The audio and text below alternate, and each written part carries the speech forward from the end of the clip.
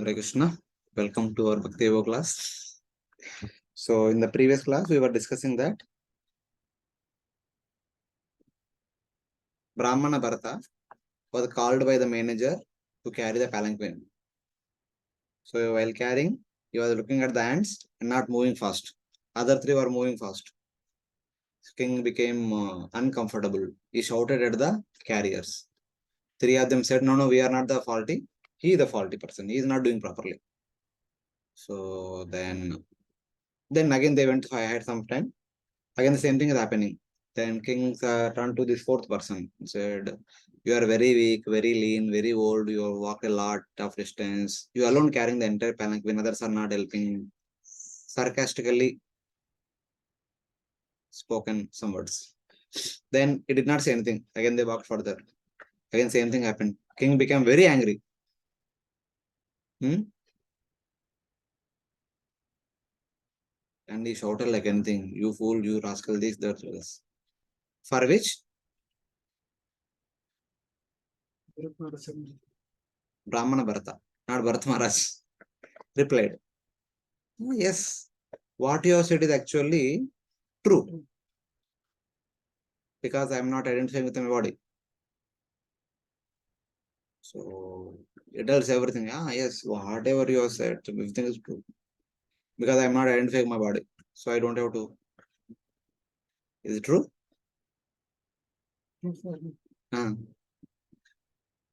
So like that, he replied. So now King heard. Now what is the response of the king? We will discuss today. We stopped at verse number 13. Till then, our Bharat Maharaj was replying that. You think that you are a king and I am a servant.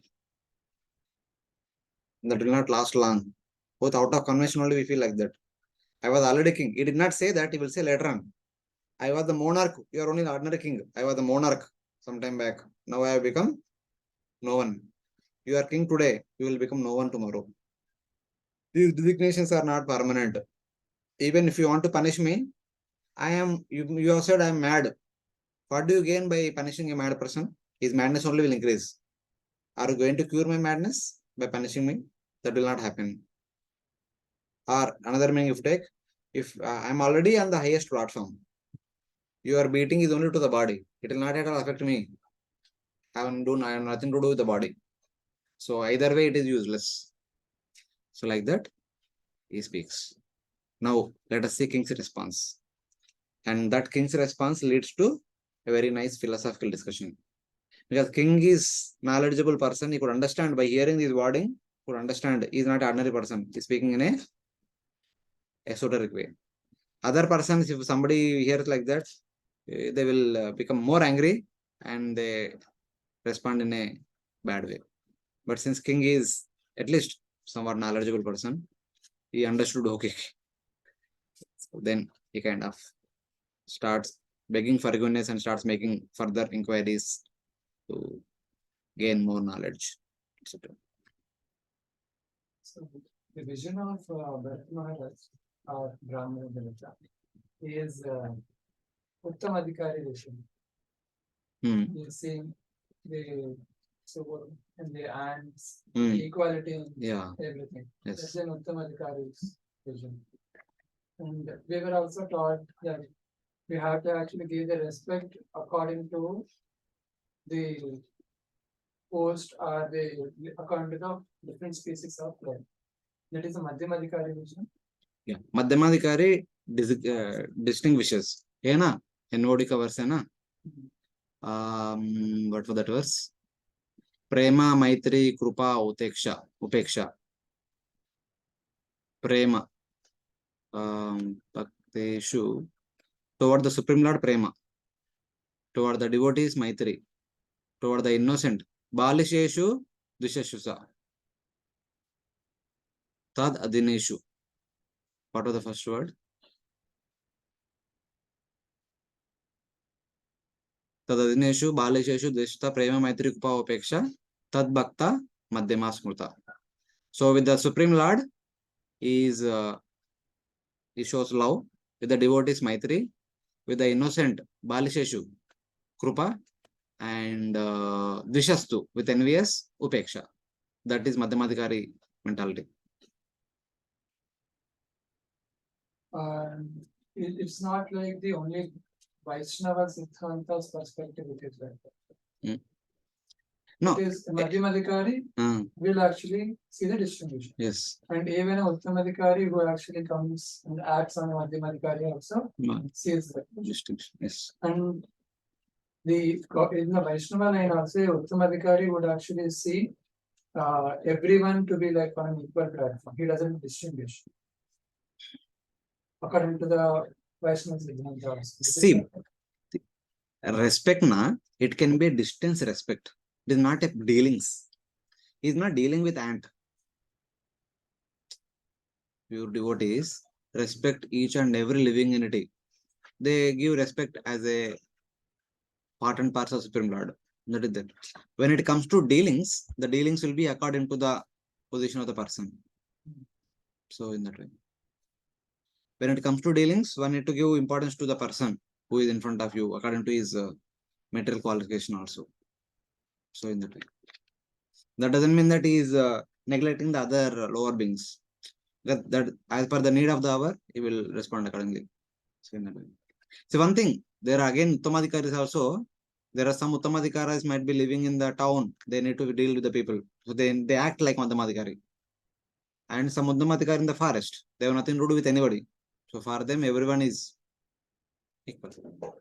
So it depends need of the hour. So in that. Because we are living in the city, we cannot behave like living in the forest, like Goswamis.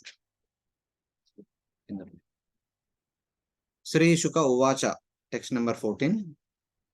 Sukadeva Goswami said, thus answering the king through repeating the king's question with explanations, the best of the sages, Bharata, finishing his prarabdha karmas by experiencing them in this way and having destroyed all causes of material bodies with peaceful mind, resumed carrying the king's palanquin.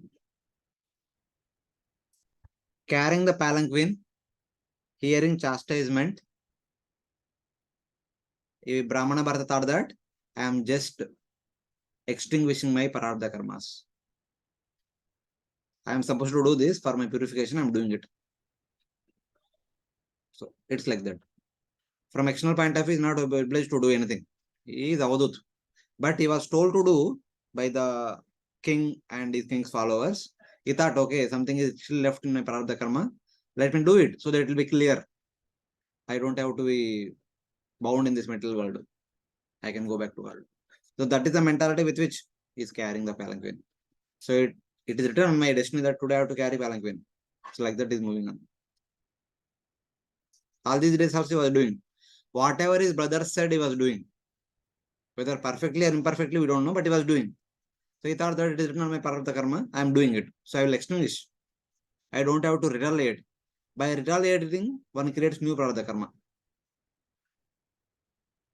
That is the principle. This is according to the Jnana Kanda. No. Karma principle is karma principle only. If somebody criticizes us, somebody chastises us, how do you respond? I'm asking you, how do you respond? One should actually patiently tolerate, understanding that it is. How will you respond? How will you respond? I'll retaliate. That is current our level is like that. But from the absolute point of view, the person is criticizing us, scolding us means it is as per our destiny only. It is happening. If we accept the destiny, that is cleared. That karma quota is cleared. If we don't accept it, if we retaliate, whatever is supposed to be cleared is not cleared.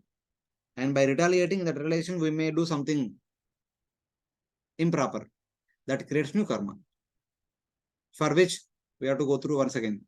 But the strength to retaliate or strength to accept also does not come on its own. Then who gives?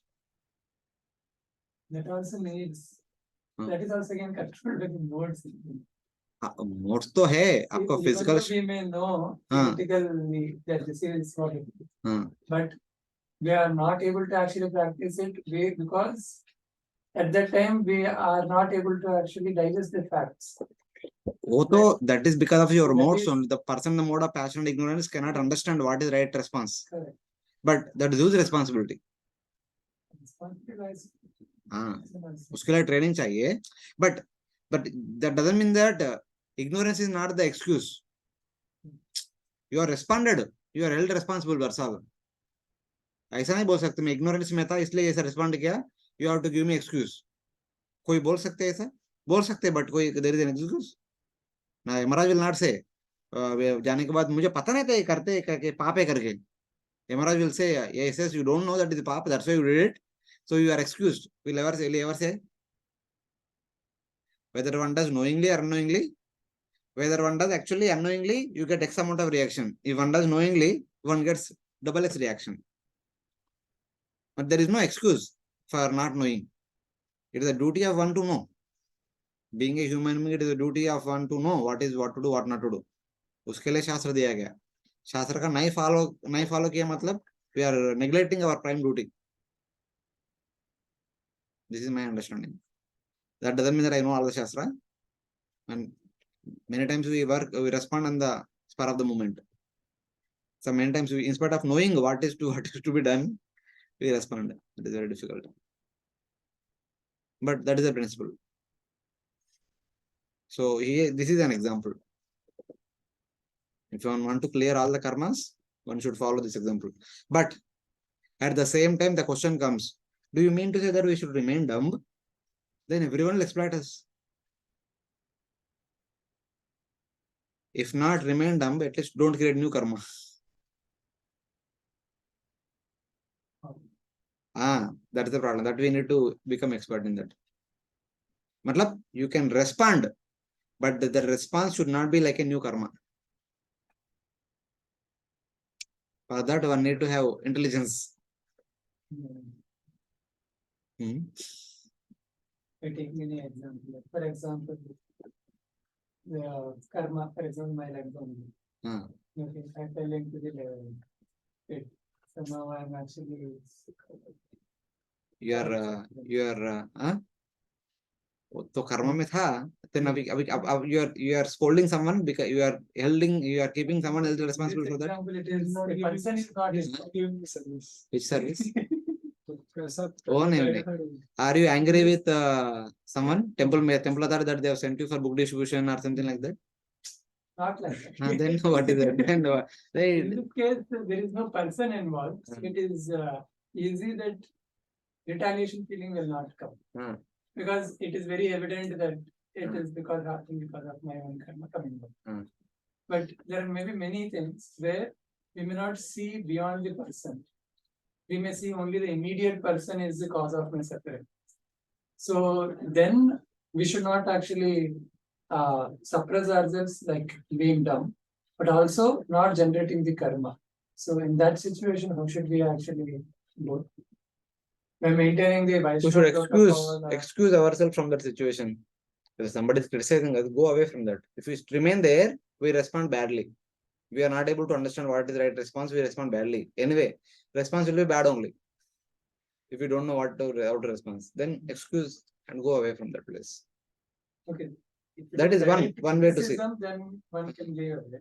But if it is, for example, if a person is having 3 services, okay, and 2 services request has come to him.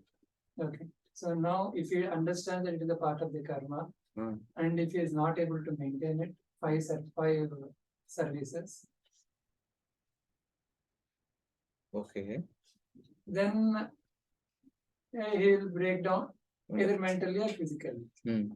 But if he has to retaliate not in an aggressive way, but he has to retaliate for what it is coming. So I may not be able to do 5. 4 is okay for me, or 3 is okay for me. Okay, so if he has to communicate that, so for that again he'll have the karma. No. Communication, see, retaliate means what? It is not aggressively retaliating. Aggressively retaliating. And so somebody criticizing, we also start criticizing them.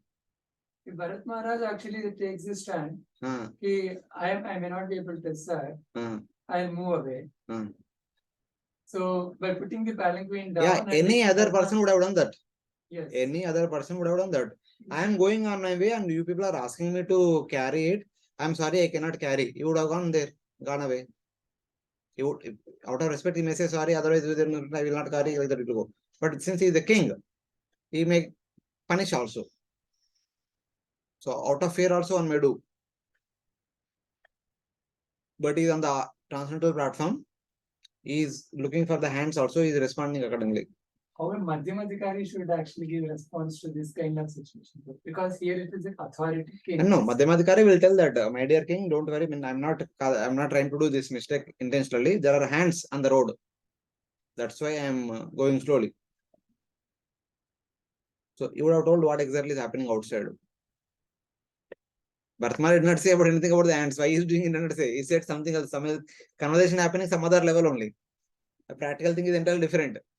A person in the lowest grade, he might say that, I am going on my way. You put me in trouble. He would respond like that. Then you suffer. You put me in trouble, so you suffer. Then king will say, "Arey yaar, jao. Ab nahi chahiye, jao, jao." So it is better not to have you than having going through this trouble. Oh, he is creating new Prarabdha karma, na? By not serving king, by neglecting king order, he is creating new Prarabdha karma. So that situation will again. It will again come. Okay, now if I understand, he has agreed to actually follow the order of the king, and he is doing that. And during that, he is actually not able to do because of some bona fide reason. Okay. Then, if he actually puts forward that, then would he again have it? Is he interrupting the Prarabdha karma to come upon him, stopping it, or it is allowing? He is really allowing the Prarabdha karma because he is not stamping on the ants. Similarly, such kind of situations may come. Stamping on the ants, killing the ant is a new Prarabdha karma. You are killing the ant. While doing one service, you killed one ant. That is a new Prarabdha karma, for which one has to go through reaction afterwards. Because I am doing in this service, though, that's why this mistake happened. This service should take responsibility. It will not happen. You are doing a service and you are only killing the ant. You should take responsibility of this one. So it means both the things would actually be inflicted upon. Yes. See, even in our services, okay, we'll get the merit of the service being performed also, and we'll get the resultant reactions for the inherent. Okay, see, here you are seeing that doing the service is getting merit. I am saying that doing service is Prarabdha karma. We are supposed to do, we are doing. When it comes to seva, you may get merit. But here it is not seva, it is a duty. One is ought to do. So one is doing it. He is not going to pay paid. वैसे उनको लगा दिया सेवा में. These Raja subjects are supposed to serve the king and they serve it. So in that way.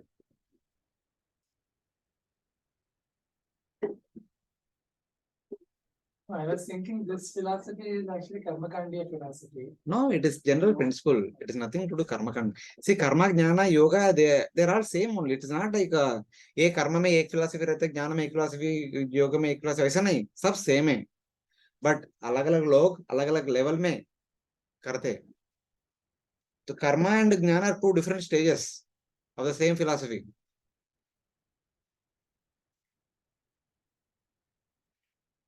Time हो गए. So please pray. Please pray that we'll also get some little bit increase of enthusiasm.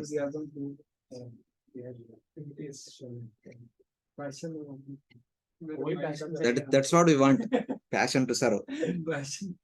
Bharata answered the king by explanations with a repetition of king's statements. Bharata had destroyed the cause of identification with the body. That is, he destroyed the ignorance.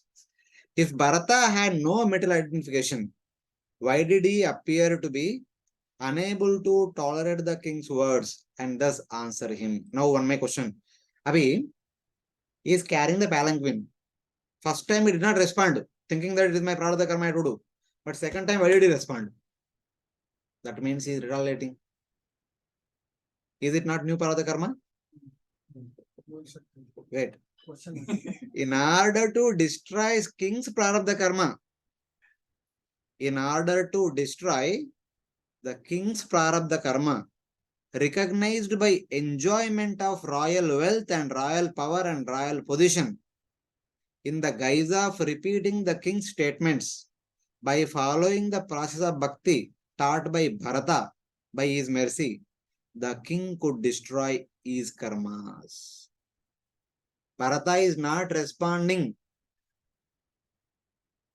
in order to react to king's insult.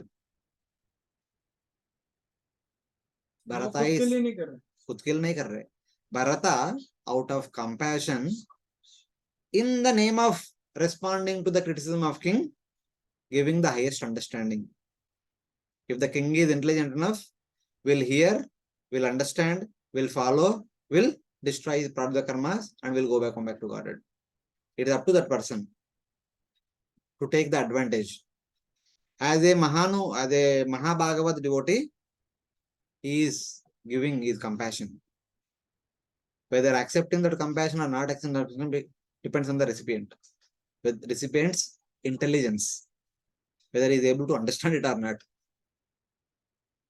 Out of compassion only, he is responding. Even after responding, he is continuing carrying the palanquin. So he is doing the duty, he is not stopping the duty and conversing. So this is only compassion. Previously also, he was doing the duties given by his brothers. He did not respond. And because he understood that these brothers have no intelligence to understand if I respond. And he was also following what the dacoits said. He did not respond because he understood that the dacoits are not intelligent enough to decipher what he will speak. But in relation to king, he got a hint that, okay, this king is at least, if not fully knowledgeable, somewhat knowledgeable. Let me see if we can get what I'm saying. If he gets, he will get the benefit. There is a test of the guru before giving the true knowledge. Okay? Prasad Dayesh nahi hua lagta hai. So it's like that. In order to destroy king's prarabdha karma recognized by the enjoyment of royal wealth and power, in the guise of repeating king's statements by following the process of bhakti taught by Bharata by his mercy, the king could destroy his karmas. Or another meaning is, he thought he was destroying his own karmas by this experience, carrying the palanquin, Upabhogina, since he did not consider himself a devotee due to humility produced by prema. So it's like that.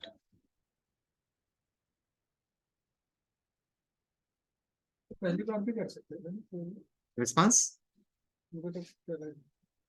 No, पहले बार king तो king converse in a respectful manner. No king is begun to insult. The next time he may beat also. But somewhere they need to take chance, na. See, compassion is also king speaking something sarcastically, not offensive. He did not offense directly. He did not do any offense. But second time he started offending the Mahabhagavat by speaking badly. So if he waits, third step, he must beat also. That will be a big aparadh on the part of king. He did not allow that the king will do that big aparadh. Like that we can see. So, O Parikshit, the king of Sindhu and Savira, having attained qualification, Adikrita Adikaraha. आप लोग बहुत class सुना ना बलराम चित्र प्रभु का, हमेशा बोलते हैं ना अधिकारी अधिकारी अधिकारी. The king had the adhikar. Okay, having attained qualification by complete faith in topics concerning the absolute truth. Matlab, he had heard about the Lord in the past also. On hearing the words of the Brahmana, Dvija Vacha Ashrutya, having heard the words of the Brahmana Bharata, which untie the knot of the heart and which were approved by all yogic scriptures. Bahuyoga Grantha Sammatam.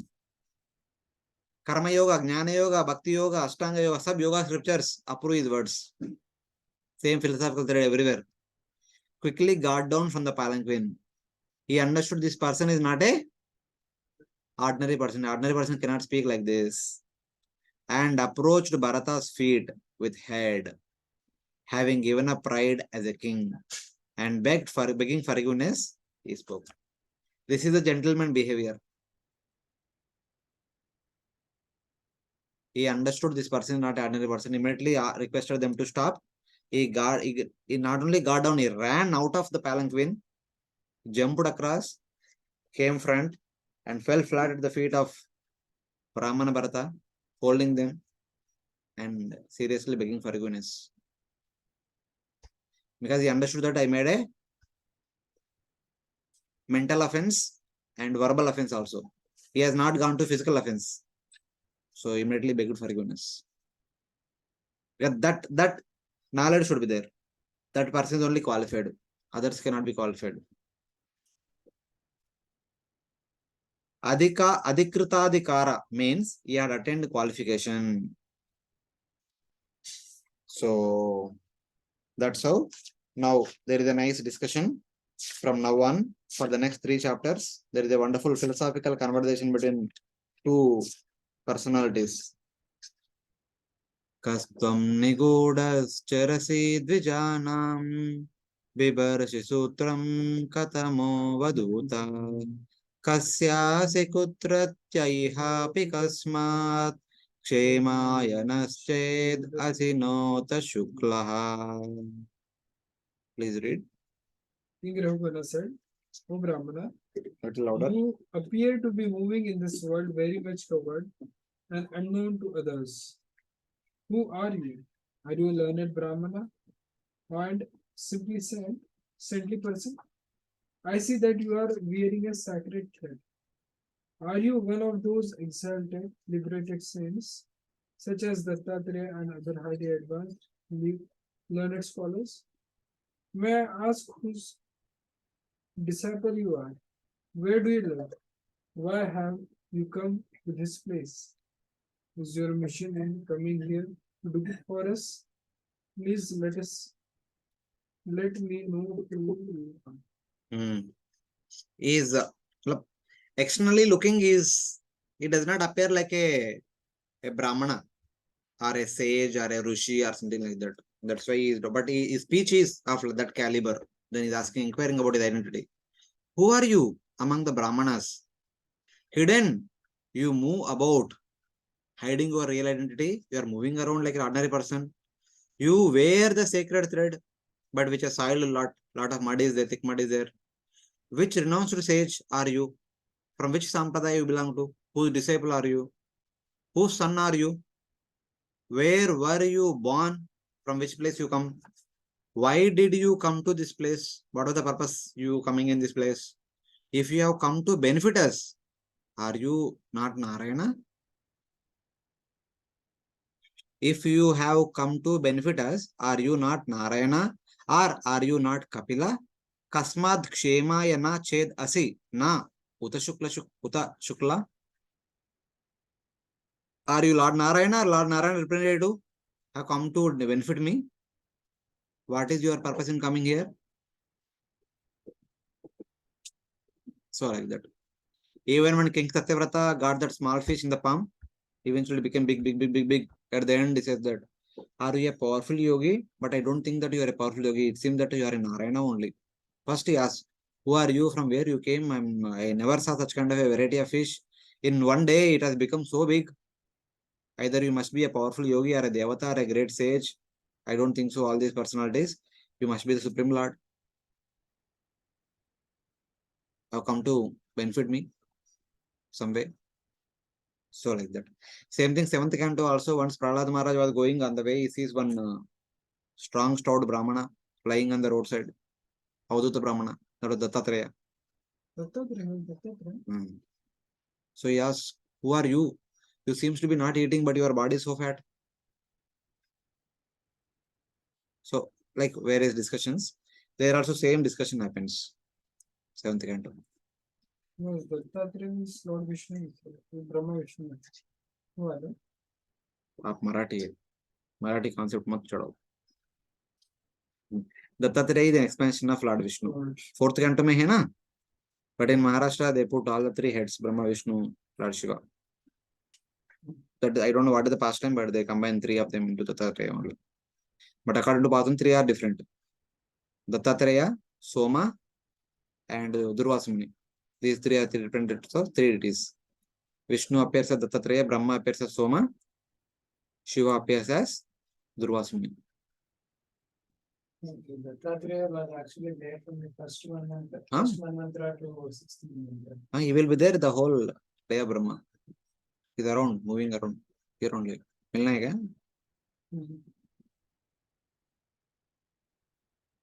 Yeah. Who are you among the Brahmanas? Since you wear the Brahman thread. Are you Dattatreya, the Avadhuta Brahmana? Because Dattatreya is also Avadhut. He also moves like Avadhut. Whose son are you? Which state were you born in? If you have come to benefit us, are you not Lord Narayana? Or are you not Lord Kapila? Shukla? Shukla is Kapila. Shukla means white.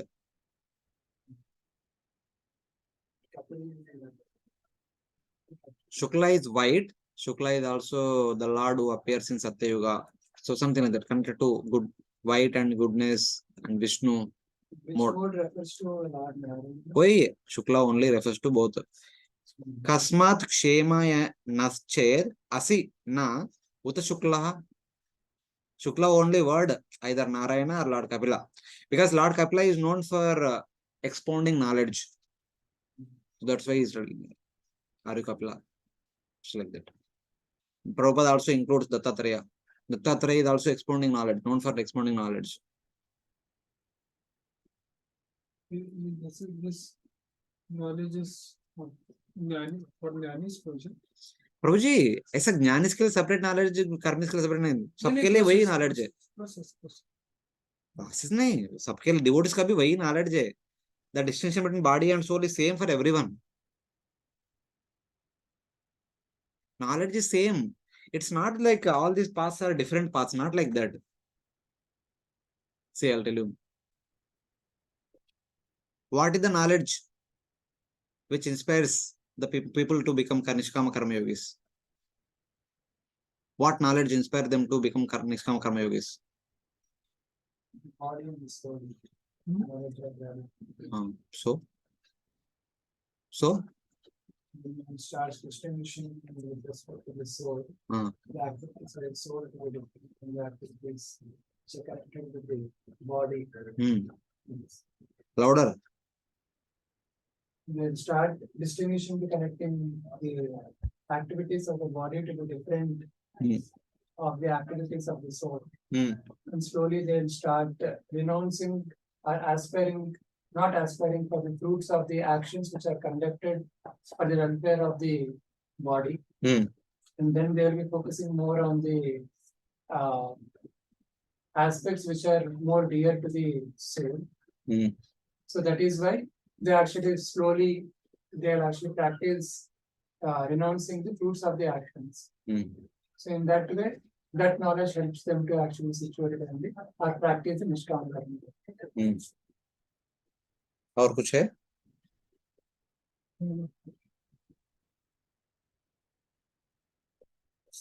This is a realization of the self. Realization नहीं आएगा. There is a theoretical understanding of the distinction between the body and soul, and there is a understanding about what karma is all about. The three aspects of karma: vikarma, sakama karma, and nishkama karma. Vikarma binds one. Sakama karma also binds one. Vikarma binds one by giving bad results. Sakama karma binds one by giving good results. But nishkama karma slowly makes one to attain the qualification to get liberated. So they become orienting towards the nishkama karma aspect. They, based on their understanding, if I perform activity like this, I'll get certain kind of results. So let me do activities like this.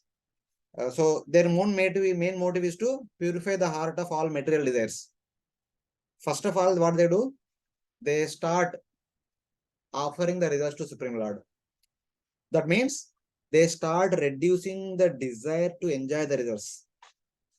First thing, by offering the results to Lord or society, they curtail the desire to enjoy the results. This is first level. The second level is not aspiring more material, not aspire to do more and more activities from material point of view. They do whatever bare minimum activities required to do as per the duty, but they don't want to do newer and newer undertakings, bigger and bigger undertakings, or which are not necessary for their maintenance. They do bare minimum and maintain properly, and hence by doing bare minimum without desire, they are not doing any activity, and anyway they are already offering all the results to Supreme Lord. So they are not doing activity, they are not entitled to get the results, so that they are free from all the material desires. When the material desires become zero, they are qualified to take enter into Vanaprastha from the point of view of doing activities or experience the results. So then enter into Vanaprastha or Sannyasa. They practice Jnana seriously. What Jnana? So at the level of Nishkama Karma, they only deal with the activities. Karma, that is dealing with the 24 elements. Everything that is happening within the 24 elements. When they enter into Vanaprastha, there is no action. There is no dealing with the 24 elements with which the body is made. Then they deal with the 4 elements. Ishvara, Prakriti, Kala, Jiva. Ishvara, Jiva, Prakriti, Kala. So all whole Jnana aspect is all about trying to understand these 4. Okay, that is Jnana. When it comes to Bhakti, one step ahead, they go deeper into the Ishvara aspect. That Ishvara is further divided into Brahman, Paramatma and Bhagavan, and they more focus on Bhagavan. So Jnanis, they end up with Brahman aspect. Yogis go little one step ahead, they go to Paramatma aspect. And devotees go one step ahead, they spend more time in understanding Bhagavan aspect. So like that. That is the gradual elevation. So Jnanis, most of the time they devote to understand these 4. Ishvara, Jiva, Prakriti, Kala. And yogis, they spend more time to deal with Paramatma. And devotees, they spend more time with the Bhagavan. So remaining all will take less time and more time is given there. So in that way, we always hear about Krishna's pastimes, etc. etc. So whatever philosophical discussion we are doing, these are all like common in all the philosophies. Philosophy is same. But when it comes to the devotees progress further, they don't show much interest in the philosophy. All these philosophy, they are more focused on Leela aspect. Leelas also have a lot of philosophy. In one sense, if you see, Bhagavatam is not a book of Leela. Stories are not so much in the Bhagavatam. Bhagavatam, the beginning to end is all philosophy only. If you one way to analyze, everywhere prayers are there, everywhere philosophical discussions are happening again, time and again. 1-2 chapters story रहता है, then 3-4 chapters philosophy रहता है. Bhagavatam also, Bhakti also includes philosophy, but after having gone through all this philosophy, eventually one mainly focuses on Nama Rupa Guna Lila. That's how the focus central will become more and more exclusive. So that's the difference. Otherwise, philosophy is same everywhere. In order to come to that point, we have to go through the philosophy, which is also there in the Jnana. But Jnana philosophy is limited to some point. They deal with these 4 aspects. And yogis go a little bit further about Paramatma. Devotees will go a little bit about Bhagavan Aishwarya aspect. So those who come to Madhuri aspect, then all other things, okay, वो पहले कर चुका है already, वो सब हो गया. अभी now they focus on Smaranam. So in that way, it's like that. I mean, at least that is my understanding. You have any specific lecture to explore? I don't know. I mean, not like a specific class, but once in a while when discussion comes, we discuss like that. It's as per the need of the hour. But that is my understanding. These are all like a progressive journey. It's not that one thing is independent of other things. All are same only. But what one likes, it's up to one's mentality. Accordingly. Traditionally, if you see, one actually goes, one initially practice the Nishkama Karma Yoga, by practicing the Varnashrama Dharma Hmm. and giving their results to the Lord. And when over a period of time, when it fructifies, they'll become the qualification to actually go to the next stage. Jnana. Jnana. That is Vanaprastha. In Vanaprastha. Hmm. But now, if you see the traditional current system, what we are actually following, right from the beginning, we are actually doing bhakti. Because in the very same bhakti fold, all these things are actually happening. That's what. In bhakti also, what we are doing? In the initial stage, we are doing karma mishra bhakti. Then we rise to jnana mishra bhakti. Then we rise to yoga mishra bhakti. Ultimately, we come to ananya bhakti. We can't directly practice ananya bhakti. We are also doing karma. Correct. Currently, we are brahmacharis and grihasthas outside. All of us are doing karma mishra bhakti. Correct. When we are done with all these things, as brahmachari class, the desire concept is being discussed. When we are done with all desire to do so many new things, like for example, I have a desire to write books. That is also karma. All of you are doing so many services. That is also karma. So we are doing some karma to enhance our bhakti. Our karma will actually an assistant to our practice of bhakti. If we don't do this karma, we cannot practice bhakti peacefully. ये होना चाहिए, तभी हमारा भक्ति होगा. We don't have that much attraction for bhakti to do bhakti 24 hours. We need to have other engagements throughout the day. But we are doing all these karmas in order to assist our bhakti. They are called bhakti. They are also part of bhakti only. We don't have to call them separately as karmas and all. That's why when we say karma mishra bhakta, some of my friends, they say, ऐसा कैसे बोल सकते? We are devotees. We are not karma mishra bhaktas. Because from beginning, we always hear about karma, jnana, these are all like pishash.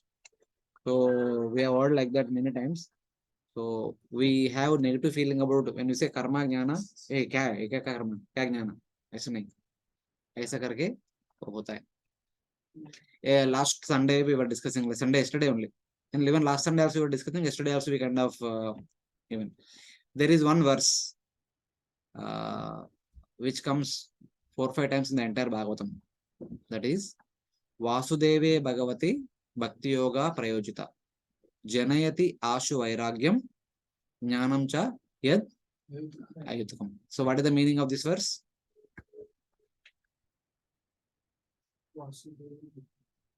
Vasudeve Bhagavati Bhakti Yoga Prayojita Janayati Ashu Vairagyam Jnanam Cha Yad Ahetukam. This verse comes 4-5 times in the entire Bhagavatam. This verse is the sum and substance of bhakti. There is one more verse which is the sum and substance of jnana. That comes 6 times. One time extra that comes, because that is jnana aspect is more important even to practice bhakti. That's why that comes 6 times, and this is 5 times. Yesterday only we were discussing. I'll tell you. But इसका meaning बता दो पहले. This is 1.2.6 or something. कुछ तो 7-8 को उधर ही. सवै पुंसा परोधर्म है ना, उसके अगला वर्ष.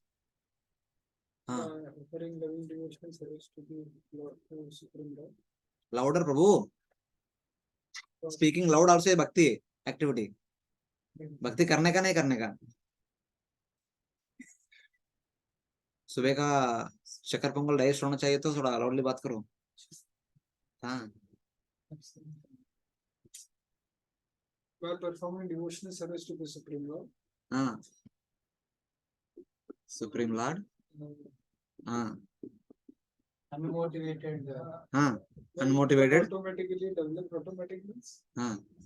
ओ सब जरूरत नहीं, जस्ट बताओ उनका मीनिंग जो भी होने दो. हाँ. We develop vairagya knowledge. What knowledge you will develop? What vairagya will develop? The knowledge of oneself and the Supreme Lord. Krishna. और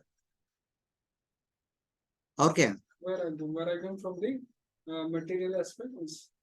Vairagya from the material activities. And one day vairagya from bhakti also.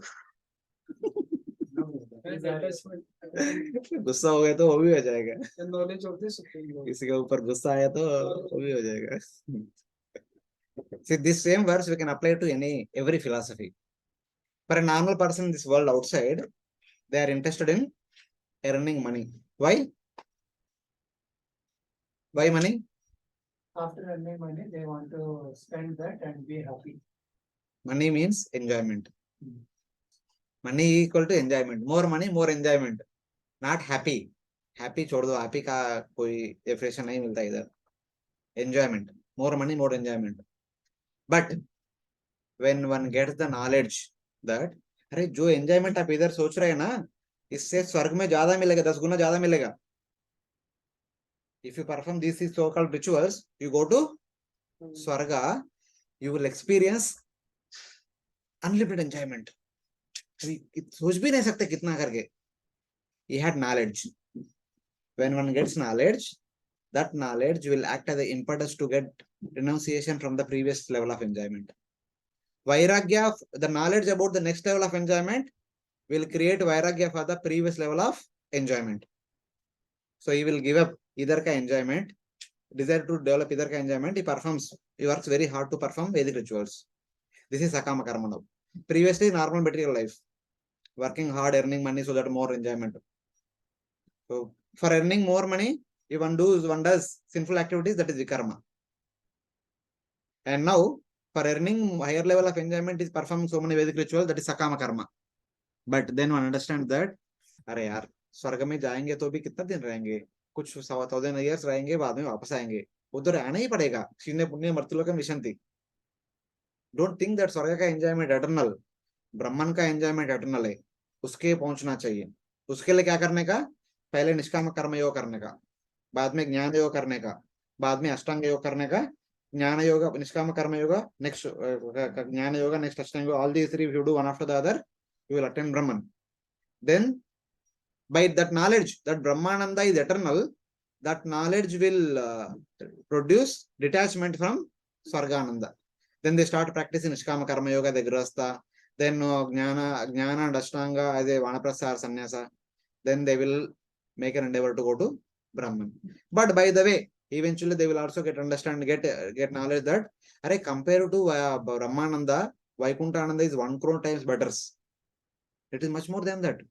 What is there in the Vaikuntha? The Vaikuntha, Bhagavan Vishnu is there, and we can serve him, and we can become Lord's eternal associate. Lord shares his complete opulences with you. Lord's opulences are limited because he is Lakshmipati. So when one hears about Vaikuntha Ananda, one develops Vairagya from the Brahmananda. Then he starts practicing Bhakti, Aishwarya Bhakti, in order to go to Vaikuntha. And those who are seriously practicing Vaikuntha Bhakti, Aishwarya Bhakti, one day they get to hear about what to speak of Vaikuntha. In Golok Vrindavan, every stone is a Chintamani. Hey, but Golok में और superior quality है. Golok में every tree is Kalpataru, every guy is Kamadhenu, and there Krishna is playing flute. In Vaikuntha, you don't get to hear the flute. In Vaikuntha, you have to serve Vishnu like a king. But in Golok, you can play with Krishna like a close friend. Then he develops Vairagya from Aishwarya Ananda after getting knowledge of the Golok Ananda. That's so. That is the philosophy. Jnana and Vairagya develop automatically by doing sadhana bhakti. Vasudeva Bhagavati Bhakti Yoga Prajuta. Vasudeva Bhagavati is when you engage into sadhana bhakti. Bhakti Yoga Prajuta ultimately results in Prema Bhakti. But in the meantime, all these things will take place. Day 1, when you are told to chant, for purpose, a mind turbulent है, mind को control करना है तो chanting करने का. That time the goal of chanting is control the mind. Then eventually decide that chanting and going to temples, these are all pious activities. We are all Hindus, we are religious people, we are supposed to go to temple, and every Sunday feast program we do attend. Then it becomes Sakama Karma activity. Then we should not go to temple just like a pious activity, mundane religious activities. We should go to temple so that we develop love for Krishna. That is Nishkama Karma activity. Then one day they will say that actually we should not serve Krishna as a matter of duty or out of fear of getting sinful actions and all. We should serve the Lord out of love. That is Bhakti aspect starts. So like that, step by step it evolves the same way. So that is the understanding. So where our aspirations are lying, so based on that we call that process a particular thing. So in that way. That is the meaning of Janayati Ashu Vairagyam Jnanam Chayad Ahetukam.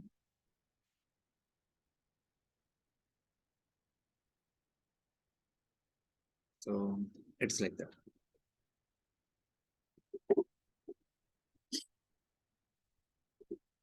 See, these are all not different.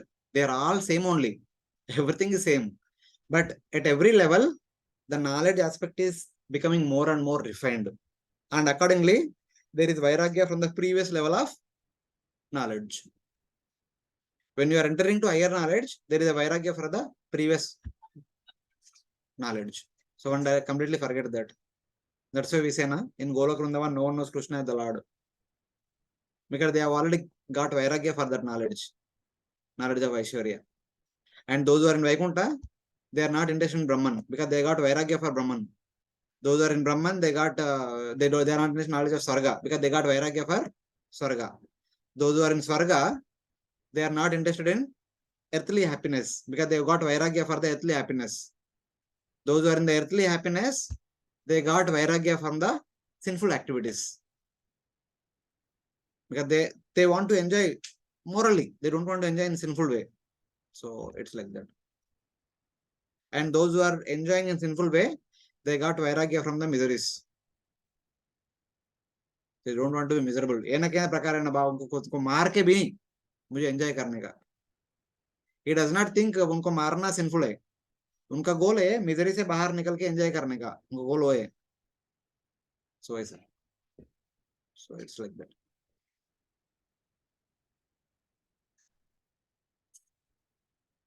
समझ के This is my understanding. This is Bhagavat तत्व विचार. Huh? No. Bhagavad Tattva Vichar, I did not give any philosophy. That is all storyline only. Everything is like storyline, no philosophy. But this is there. In our discussions, we discuss. Huh? I have not added specifically, but I can add. Good idea. Because that next book is only talking about Bhagavad Gita and teachings of Lord Kapila and Uddhava Gita. But this, what we are discussing, yeah, this can be added in because this verse comes in the second account of Bhagavatam. No? This verse is not there. If this verse, but there I am talking about all the processes, but this also we can add somewhere. It's good. Thank you. So, see, the point is that sometimes we develop so much negativity towards other processes. They are all like same thing only in one sense. आपको इधर गोल है तो ये करने के, इधर गोल है तो ये करने के, it's all on the study sheet program only. Same continuous program. इसके बिना इधर नहीं जा सकते, इसके बिना इधर नहीं जा सकते, इसके बिना इधर नहीं जा सकते. This is like one has to step by step. If one directly aspiring to go here without going through this, it may not be possible. Either we have to do in this lifetime or we might have done already in the previous lifetime. So, somewhere we have to do. ये करने के बिना उधर नहीं जा सकते. I have a doubt with respect to the parallels what we have drawn for our Bhakti, Karmishra, Jnanamishra, and Yogamishra, and this. Ananya So Bhakti. one and Ananya Bhakti. So this is one understanding. So to understand this, I have two definitions of each. The Karmishra Bhakti is Karma Kandiya way, which is actually mixed with and the Gnata. No, that becomes Bhakti Mishra Karma. See, of course, I did not give distinctions separately. There is one path, Bhakti path. There is one path, regular yoga ladder path. Here it is called Sakama Karma. At the level of Vikarma and Sakama Karma, there is no Bhakti aspect. At the level of Sakama Karma, if a person's aspiration is Ananya Bhakti, but his current level is actually Sakama Karma, okay. then where would we actually place him? This Karma Mishra Bhakti? Yeah, you should start Karma Mishra Bhakti. You should start Sadhana Bhakti. That Sadhana Bhakti will be Karma Mishra Bhakti. Sadhana Bhakti we actually say it as Karma Mishra Bhakti. What is Jnana Mishra Bhakti? That is also Sadhana Bhakti. Little higher level of. If you have to draw this four things with respect to the 9 stages of devotional service, can Can we draw the parallels with? No. At every level, we have to do all the 9. Okay. Bhakti means 9 only. Wherever you do these 9 things, that is. Connect with that way. Shraddha, Sadhusanga, Bhajana Kriya. In this 9, can we draw the parallels? Yeah, I mean, maybe there could be overlap here and there also. We can say all the way up to Anartha Nivritti Nishtha tak Karma Mishra Bhakti. Nishtha se upar Jnana Mishra Bhakti, Yoga Mishra Bhakti. And Bhava Prema, Asakti Bhava Prema. Nishtha se Asakti tak Jnana Mishra Bhakti. Asakti to Prema, Ananya Bhakti. Yoga Mishra. Why Jnana Mishra, Yoga Mishra both are same only in the sense they are not too different.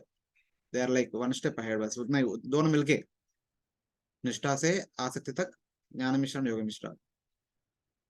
So whenever we actually define the bhakti definition, jnana karma anavrita. Jnana karma adi anavrutam. Jnana karma. They can be there, but they should not cover bhakti. So then the definition of bhakti is actually including all the karma mishra, jnana mishra, yoga mishra, ananya. Yes, all these are included in the bhakti. Yes, uttama bhakti includes all the things at different levels. Oh, uttama bhakti includes all. वही है ना, jnana is there, karma is there, but they don't cover the bhakti aspect. We are all practicing brahmacharis and all our congregation practicing grostas. All of us are practicing uttama bhakti in one sense, but we also have to do our duties as per our ashram requirement. That is karma mishra bhakti. We are dependent on doing the duty. That is why we are karma mishra. Yes. We need to do, otherwise we cannot practice bhakti. We cannot practice bhakti alone. We have to accept the reality. We cannot simply continue 24 hours a day by Shravanam, Kirtanam, Smaranam. It is not possible. Some may do, but not majority will not do. So that's why we are Karma Mishra Bhaktas. So Karma Mishra Bhakta means basically activities which resemble that of household activities. This jargon is used in the Vishnu Shakti. No. This is common principle everywhere.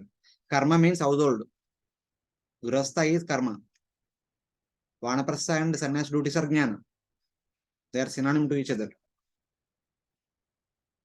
Brahmachari grahastha is karma and vanaprastha sannyas is jnana. Where did we have this correlation? Everywhere. I mean, Acharya has defined like this for this terminology. Why I'm asking? Because if I read a particular book, then if I keep this as definition as a diagram and read, and understand the subject matter like that. But if I hear from another speaker, okay, if he has some perception, okay, then I may not have this definition. He may have his own definitions of those terms. And then I'll try to see from that perspective. Yes, that is true. But this is my understanding of reading both the commentaries of Bhagavad Gita and Srimad Bhagavatam. Shakratipa's commentary as well as Baldev Devbhushan's commentary of Bhagavad Gita and Chukdeva's commentary of Bhagavatam. This is my understanding. Even my friends also have different opinion. If I say Karma Mishra Bhakti, we are practicing this. ऐसा कैसे बोल सकते? I told Arjuna, Pandavas are also Karma Mishra Bhaktas. Hey, कैसे कैसे बोल सकते आप? Now in this case, Arjuna, they are Ananya Bhaktas. आप ऐसे कैसे बोल सकते? Arjuna is not dependent on actually performing the karma. But he is actually displaying the activities as a karma. But we are dependent on the activities of karma to practice bhakti. But if Arjuna gets a chance, he can actually practice 24 hours Ananya Bhakti also. But he's not dependent on doing the karma. But whereas myself, I am dependent on doing the karma to practice bhakti. So how Arjuna also dependent on doing his activities, his duties. He was given the training. Just by the fact he was given the training means he is responsible to do the duty. He cannot escape from that. Is he given the training of a Kshatriya or not? Since childhood. That is from karma perspective. Not karma. What karma? When we are actually seeing the adhikar, the qualification of an individual, when we say Ananya Bhakta, Ananya Bhakta is not dependent on doing any other things to practice bhakti purely. That is how we have understood Ananya Bhakti. But now Arjuna is a Nitya Siddha, so he doesn't need to do the karma to actually perform bhakti. He is doing the karma to actually set an example. Or is a Leela of the Lord, he is orchestrating. If you see from that perspective, he is just doing. Now tell me first he should fight or not in the Kurukshetra battle. True. We'll go in that theme later. No. If we actually, This is the escapism mentality. This I will not accept. no, for me it is an escapist mentality. Because I'm dependent on karma to do bhakti. But for an Arjuna, see, I accept. For Arjuna's sake, he don't have to do these duties. He is not dependent on duties. But Arjuna, the Kshatriya person, he has to do the duty. Now, don't see Arjuna as Nitya Siddha. If you see Arjuna Nitya Siddha, there is no fun in that. There is no lesson learned from that. But we are seeing Tattva, no, Prabhu. We are not seeing lesson. We are seeing the Tattva from this. That's what I told. At heart, they are all pure devotees. Yes. But from the practical point of view, this terminology is given from the practical point of view to understand. If we want to follow Arjuna, how do we follow? Which aspect of Arjuna is easy for us to follow? A Karma Mishra Bhakta or Anna Bhakta? So then in this case, what becomes a practical lesson, what we can learn. Okay, that should be seen as a different category. And the other category should be what exactly he is. So that should be another category. That's the problem here, na. If we combine for a person, we cannot stamp at all time because one person has to go through different stages. Bhakti is a progressive journey. It is not like you are one person only, always not like that. Arjuna, when he is acting as a ruler, is a Karma Mishra Bhakta, Karma Mishra, Jnana Mishra Bhakta. They are doing their duties. They also have knowledge about what is what. But the moment they have given up their duties, like whatever shlokas are happening nowadays, that transition, changing their identity. Abhitak, they are at heart, they are Anna Bhaktas. There is no doubt about it. But from the external point of view, the way they are responding to the world requirement, they can be seen as a Karma Mishra Bhaktas. And now the transition, Karma Mishra Bhakta, Jnana Mishra Bhaktas. Now the transition is, now they are. Then this would boil down the Mishra aspect only on the activities. That's what we have to see. That is a whole thing. In this case, if that is the understanding, the next question comes with, whereas myself, I'm dependent on actually doing the karma to practice bhakti. It's okay, Prabhuji. Dependent, non-dependent, dependent को छोड़ दो. बहुत लेकिन consciousness में वो बहुत फर्क है ना प्रभु. क्यों? एक pure devotee जो है, he also performs the karma, but he is not on the same level as me. So there is a huge gulf of difference. आपको उधर जाने का, इसलिए अब ये कर रहे हैं. So there is so much difference. Why you want to compare with him? Both are actually put on the same platform, same definition. That is Karma Mishra Bhakti. That's what I'm saying. Karma Mishra Bhakti में भी gradation है. You remember Karma Mishra Bhakti means what? Bhakti 51%, Karma 49%. That is our level. Arjuna's Karma Mishra Bhakti is, उनका Bhakti is 99%, 1% Karma. यहाँ से वहां तक भी कर्म है, बट कितना कर्म है? हमारा में ज्यादा कर्म है, उनमें को थोड़ा कर्म है. But so like that. In case of Arjuna, it is actually zero karma and 100%. Not zero, thoda hai. Just by the fact that he is doing duty, there is a karma principle is there. Then how is the definition of zero? See, that's what I'm saying. You don't take karma as a contamination. Karma is not a restricting factor. Karma is a normal thing, an assistant factor. That is the problem. That's why I'm saying, in our ISKCON, we hear from childhood that from the beginning of childhood, beginning of our bhakti, karma, jnana, matlab is like despicable things, we deny them. It's not that. They are not denying things. They are needed things. Every day getting up early in the morning and taking bath, eating prasad is also karma activity. Maintaining gross body, the principle of karma. Maintaining subtle body, the principle of jnana. Maintaining soul is the principle of bhakti. जब तक आप bodily conscious है, you have to do karma and jnana. When you come out of the bodily consciousness, then you can do 100% bhakti. Simple. If it is consciousness, when you said it is bodily consciousness and soul consciousness, So a person who is on the soul consciousness, okay, but still when he performs the bodily activities, so that is different from a person who is trying to aspire from aspire the soul platform, like performing the bhakti. Both are different. Both are different. So a person is already on the soul platform. Okay, Raghunath Das Goswami, for example, yes. is he worried about bodily maintenance? So how in this case, can't we understand that these are the different aspects of Ananya Bhakti? Which one? These are the same, they are the same level, but they are on different aspects. No? No. Why there are gradations in them? Yeah, there will be gradation always. And is that how it That's is why we say, no, we want to progress in bhakti. If there is no gradation, why you want to progress? Everything is same है तो किधर भी रहो आप अनन्य भक्त है ना, आप इधर भी रहो different aspects बोलेगा तो अनन्य भक्ति ये अनन्य भक्ति भी सी डी डी ऐसे बोलेगा तो नहीं होगा. अनन्य भक्ति 1%, अनन्य भक्ति 2%, अनन्य भक्ति 3%, अनन्य भक्ति 50%, अनन्य भक्ति 70%. This is a gradual progression. So we have to raise from here to here.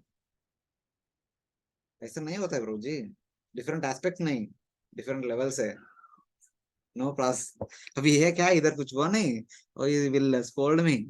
आप बोल रहे हैं नेक्स्ट कल भी क्लास लेंगे, आज तो कुछ क्लास ले लो ना, क्लास कल क्यों लेने का, like that what you saying. न हम विशंके सुरराज वज्राम न तर्क्षशूलान् न यमस्य दंडात् नाग्न्यर्क सोमा निलवित्त पाश्रात् शंके वृषं ब्रह्म कुलावमाना. Retranslation. My dear sir, I am not at all afraid of the thunderbolt of King Rahugana, nor am I afraid of the serpentine, piercing trident of Lord Shiva. I do not care about the punishment of Yamaraj, the superintendent of death, nor am I afraid of fire, scorching sun, moon, wind, nor the weapons of Kuvera. Yet I am afraid of offending a Brahmana. I am very much afraid of being a king is expressing his chivalry nature. He says that I am not at all afraid of the thunderbolt of King Indra. I am ready to fight with Indra. Even though I may die, no problem. But I am ready to fight with Indra. Even nor am I afraid of trident of Lord Shiva. I am ready to fight with Lord Shiva if there is a requirement for that. If Lord Shiva comes and challenges me to fight, I know definitely I'll be killed. But I'll fight. That is my Kshatriya mentality.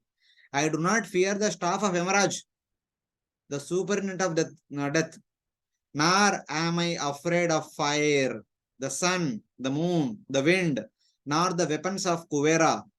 Yet I am afraid of offending a Brahmana. This is Kshatriya quality.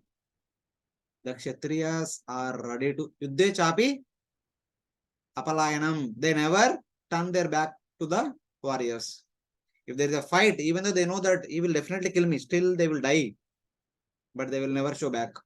Say that. But when it comes to Brahmana, I am afraid of offending a Brahmana. From your external appearance, you does not appear to be like a Brahmana. That's why I allowed you be engaged in carrying the palanquin. But now by your words, I can understand that you are a Brahmana. Please forgive me. I am afraid of offending a Brahmana. This is the Kshatriya's mentality. They offer themselves to Brahmanas. Even when Ramayana and Mahabharata, if you see, whenever a Brahmana comes, a great Rishi comes, the king gets down and requests the king to sit on the throne. He considers Brahmana to be representative of Supreme Lord. He says, this entire kingdom is belonging to you only. You tell me how would I rule. Whatever the sage says, king follows as it is. He did not do lip service. But Brahmanas are also detached. They are not interested in the kingdom. They are only interested in giving the knowledge. And king receives the knowledge, and after Brahmana leaves, on behalf of the Brahmana, he rules the kingdom. That is the mutual dependence between the Brahmanas and Kshatriyas. That kind of king is called Rajarshi, without any attachment. After performing the entire Yajna, Bhagavatam says, Lord Rama gave the entire kingdom to the 4 priests, Hota, Udgata, Advaryu, Brahma, and he gave the middle portion, the capital city, to the Vasishta. A kingdom आपका है, मुझे नहीं चाहिए, मेरा नहीं. I have given you charity to all of you. The Brahmana says, what we can do with the kingdom? You rule. You said, how can I rule? I have given to you. They say, you rule on our behalf. Then Lord Rama continued to rule on the behalf of the Brahmana. Just like Bharata Maharaj ruled entire Ayodhya on behalf of Lord. Lord Rama. That is the mood of the Kshatriyas. Even though they are sitting on the high throne and they are behaving as if they are the lords of the entire kingdom, but in the Maneman, they know that this entire kingdom does not belong to us, it belongs to the Brahmanas. Ritu Maharaj prayers में पढ़ा होगा. ऋतु महाराज क्या बोलते कुमार से? I can't give anything to you because it is already yours. This kingdom already belongs to the Brahmanas. They have already enjoyed it. And they told me to take care of it. I am taking care of their juta. Now I cannot give their juta to you because you are much superior than the other Brahmanas, general Brahmanas. So I don't have anything to give you because I don't possess anything. So may you be pleased with your activity of giving knowledge to others. So like that. Even Lord Krishna also did the same thing to gopis. I don't have anything to give you. May you be pleased with your bhakti. So that is the principle.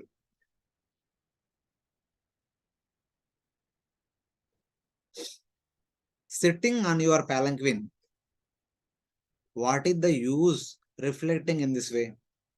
If they try to kill me in battle with their weapons, I am not afraid, since I have my natural courage.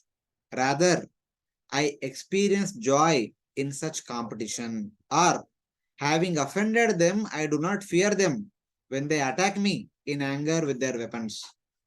If you are not a Brahmana, if you are a Kshatriya, and if you challenge me to fight for, I am not afraid of that. But since you are a Brahmana, you never retaliate. That's why I'm afraid. So, like that. Tadbhurasango jadavanigooda Vijnana vicharasya para Vachamshi yoga gratitani sadho Nana kshamante manasapi bhetum. Read. Dear sir, it appears that the influence of your great spiritual knowledge is hidden. Factually, you are bereft of all material association and fully absorbed in the thought of the Supreme. Consequently, you are unlimitedly advanced in spiritual knowledge. Please tell me why you are wandering around like a dullard. Oh, great, saintly person, you have spoken words approved by the yogi process, but it is not possible for us to understand what you have said. Therefore, kindly explain it. Please speak. Not associating with the material world is understanding is sharing now. Whatever you have spoke, that gives me the understanding that not associating with the material world, appearing dull-witted, appearing jada, but having the power of realized knowledge. Neguda Vijnana Viryo. You are powerful with Vijnana, not with the physical strength for fighting.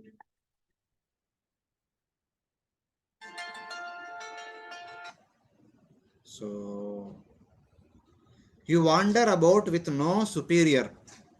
You wander about with no superior. You seems to be wandering alone. There is no superior to you means, well, we still young, na? So thinking that if you are a disciple of some guru, your guru is not there with you. Oh saint, I am not able to understand your words about yoga. Though I am trying with my attentive mind. This is culture. Even though he understood, but he's telling that you said something, but I have not understood properly. Can you please clarify? Can you please tell me in simple words? This is culture.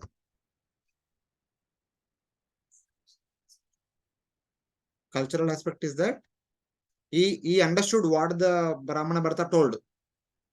That not as in that you are seeing on bodily platform, but I'm already on the spiritual platform.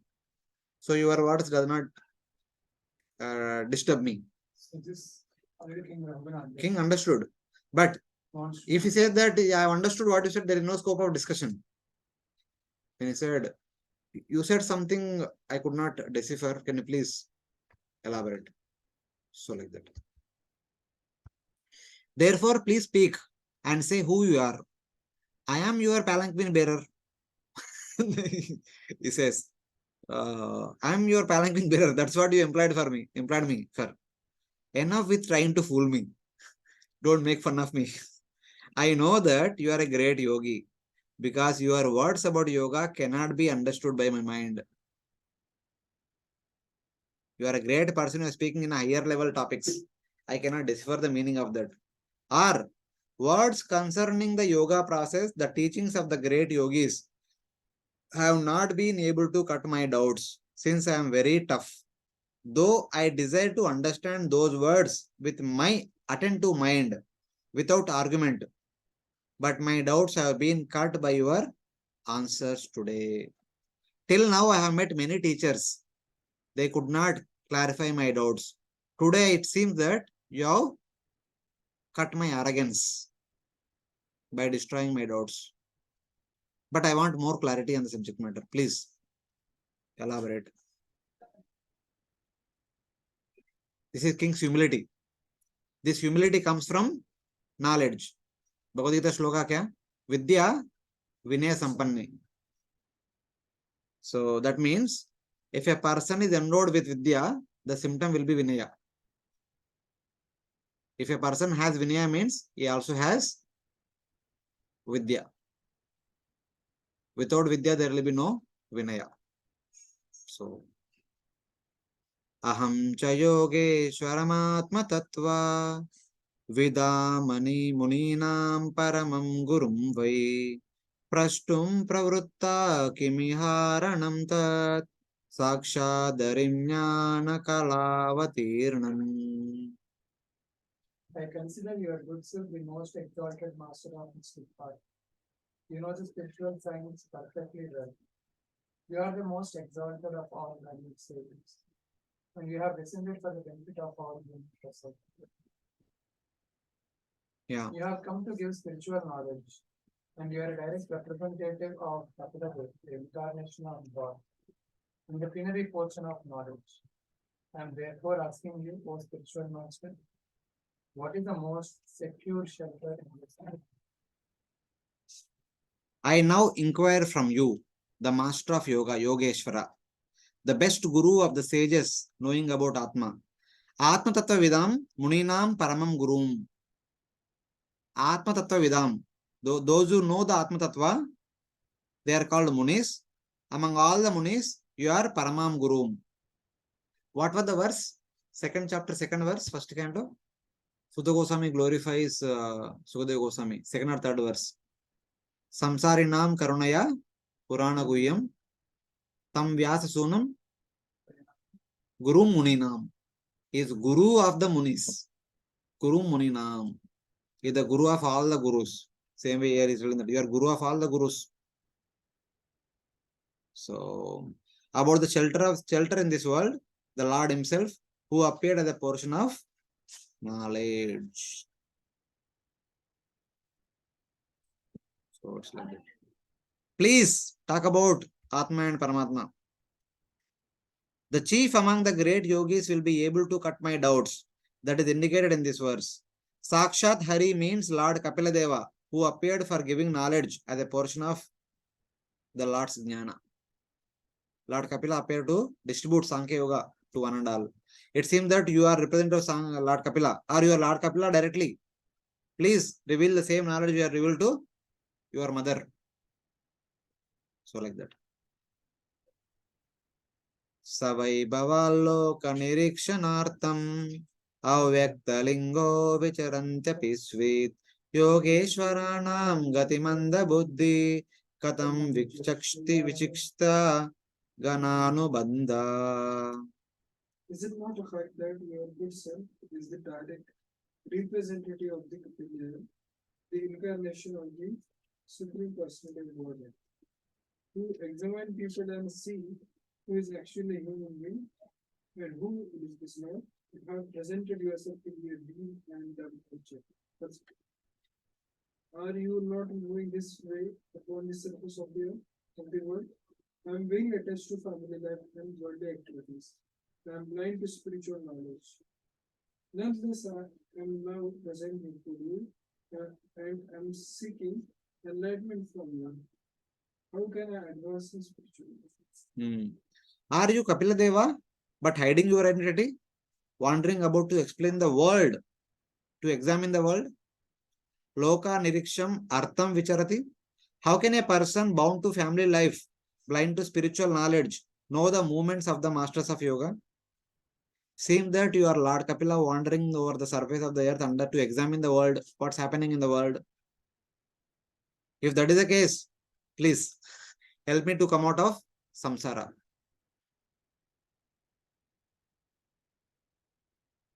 Please deliver me. Are you Lord Kapila Deva? The person with blind intelligence refers to himself, the king.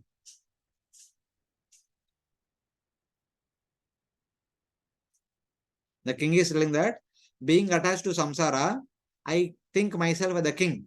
Please deliver me from this misidentification. Sankhya Yoga is meant to give real identification. Muktir hitva anyata rupam swarupena vyavasthiti. That is the principle of Sankhya Yoga. It is meant for that.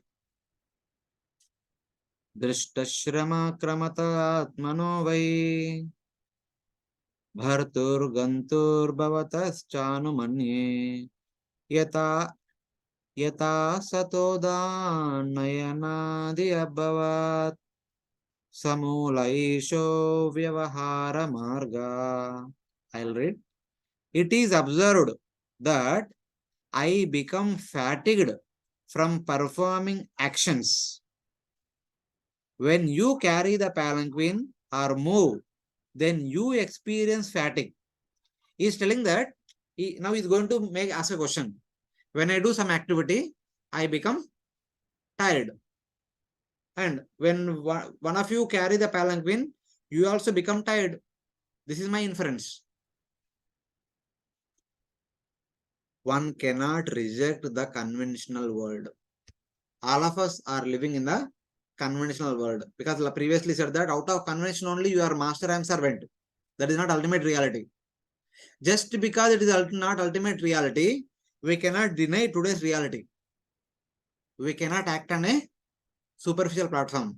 For the activity to happen today, there should be a conventional understanding. I should be ruling as a king. If I don't think I am a king, I am only spirit soul, then I will not rule. Will that be a good thing? One cannot reject the conventional world since one cannot carry water with a false pot. One must accept the conventional practical world based on the evidence. So just like you are saying that you are not the king, I am not the servant, this is an eternal reality. So water can be carried only in the pot. If somebody says that actually this pot does not have eternal reality, it has been made yesterday, it will stay for 10 days, 11th day it will not exist. So it now also is not existing. Then I will carry a pot, I will carry water. If I say this particular air contained in the pot in which I am taking water, if I say like that, what common people will laugh at me. For things to happen in the conventional world, there should be conventional reality, conventional understanding of things. So like that is asking. The king thought, I will begin questioning Lord Kapila Deva. He is still treating him Kapila Deva only. Having met him on the road, I will first reject the answers. Whatever answers he given, I will reject them first of all.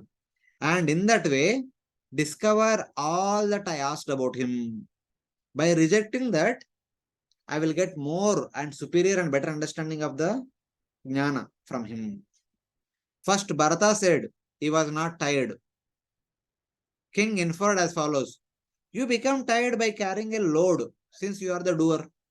Just like I am a king, when I do kingly duties, by the evening time I will become tired. By carrying palanquin, one becomes tired. That is a conventional reality. The doer becomes tired, just as I become tired when I fight. One cannot say that this is how people speak in this world.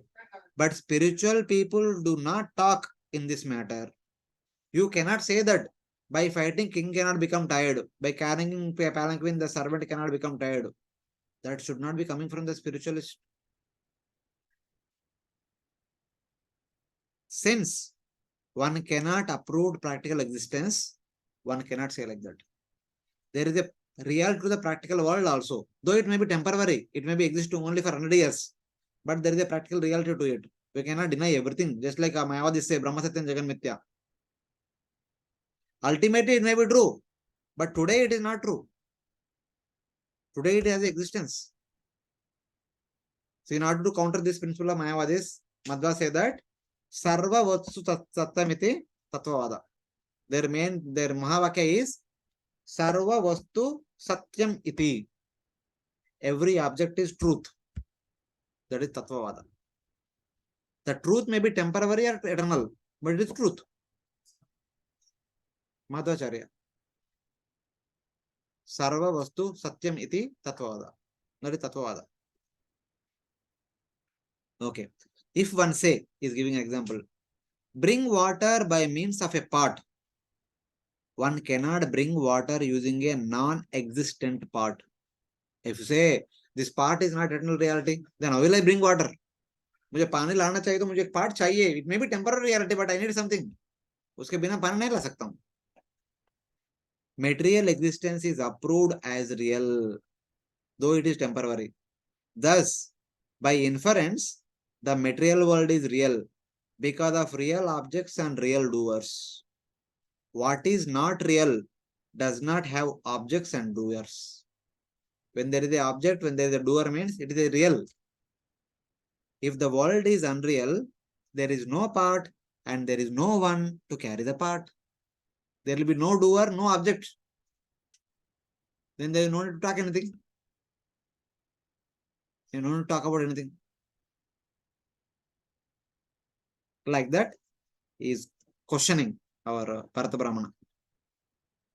Stalangitapat payasobitapas tattapatasbadtandulagarbhatanrandri dehendriyashvasya sannikarshat tasam shruti purushasyanurodat. By applying heat to the pot, another example says, sweet rice. By applying heat to the pot, milk in the pot becomes hot.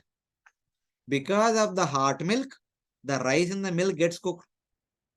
Similarly, because of the connection with the gross body, senses, life airs, and mind, subtle body, samsara of the Atma takes place.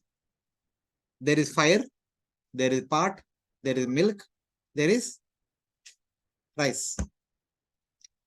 Gradually going inside and inside. There is a gross body, there are senses, there are life airs, there is mind, intelligence, ahankara and chetana, subtle body. As a result of which, there is samsara of the Atma takes place. Sweet rice will come with all these things only. Because of successive influence of the covering on the Atma. Unless and until the sweet rice accept the fire, the milk and rice which is in the pot accept the fire, it cannot be cooked. Unless until I accept my gross body and subtle body and senses and pranas, I cannot perform any activities. The world cannot have any functions. The conventional reality has all these things. An example is given to illustrate that the Atma becomes tired because of the fatigue of the body and the senses from carrying a load. Because of the heat of fire on a pot, the milk within it becomes hot. If the rice is not at all affected by the fire, then the rice should not be cooked. मैं आपने बोल रहे तब तो query कर रहे हैं, but आप said you are not tired. They said, if I am identifying with the body, I am tired. Since I am identifying with the soul, I am not tired. तो दोनों के बीच कनेक्शन नहीं किया. Then rice should not be cooked. जितना भी fire होने दो, rice should not be cooked. Sweet rice नहीं बनना चाहिए. But sweet rice बन रहे. So person becomes tired. Because of the heat of the milk, the outer portion of the rice becomes hot. And then eventually lower portion, inner portion of the rice also becomes hard and cooked. Then the inside of the rice grain becomes cooked. Similarly, because of the relationship with the body, senses, life force, and the mind, samsara of the Atma occurs. In that samsara, I consider myself as the king, I do kingly duties, and these people consider themselves as servants, he considers as manager, and he will do his duties, everyone doing their duties. This takes place from successive effects on the coverings of the Atma. For instance, because of the sun's heat, the body becomes hot, the senses then become hot, then the life force and the mind becomes hot, then the Atma becomes hot. Yes or no? Currently, we are affected by winter. In summer, we are affected by heat. Is slowly developing, slowly building up. So that conversation will continue. षष्टाभिगोप्ता नृपते प्रजानां यत्किङ्करो वै नपि नस्ति पिष्टम् स्वधर्ममाराधनमच्युतस्य यदीह मानो विजहाति agaugam. Here it says that even if his position is impermanent, when a person is a king, he becomes the punisher and protector of the citizens. Even though I may not be an eternal being here like Rahugana, King Rahugana, but as long as I am King Rahugana, I need to protect the innocent, punish the miscreants. Though you say punishing a dull person is useless, but one who is a servant of the Lord does not act uselessly.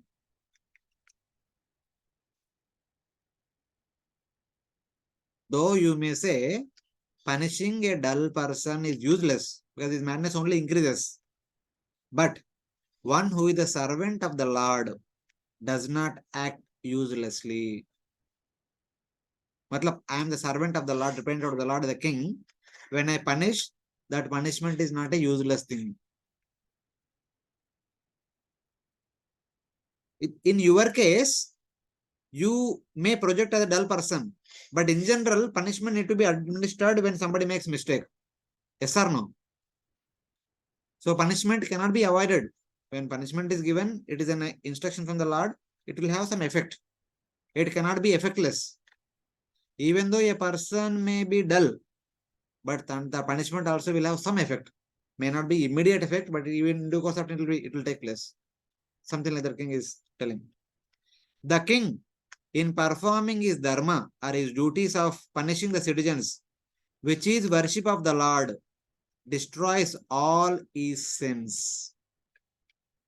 By punishing the miscreants, the king does two things. One is, king is removing the sin of the criminal, and sin is removing the sin of himself also. Both things are happening.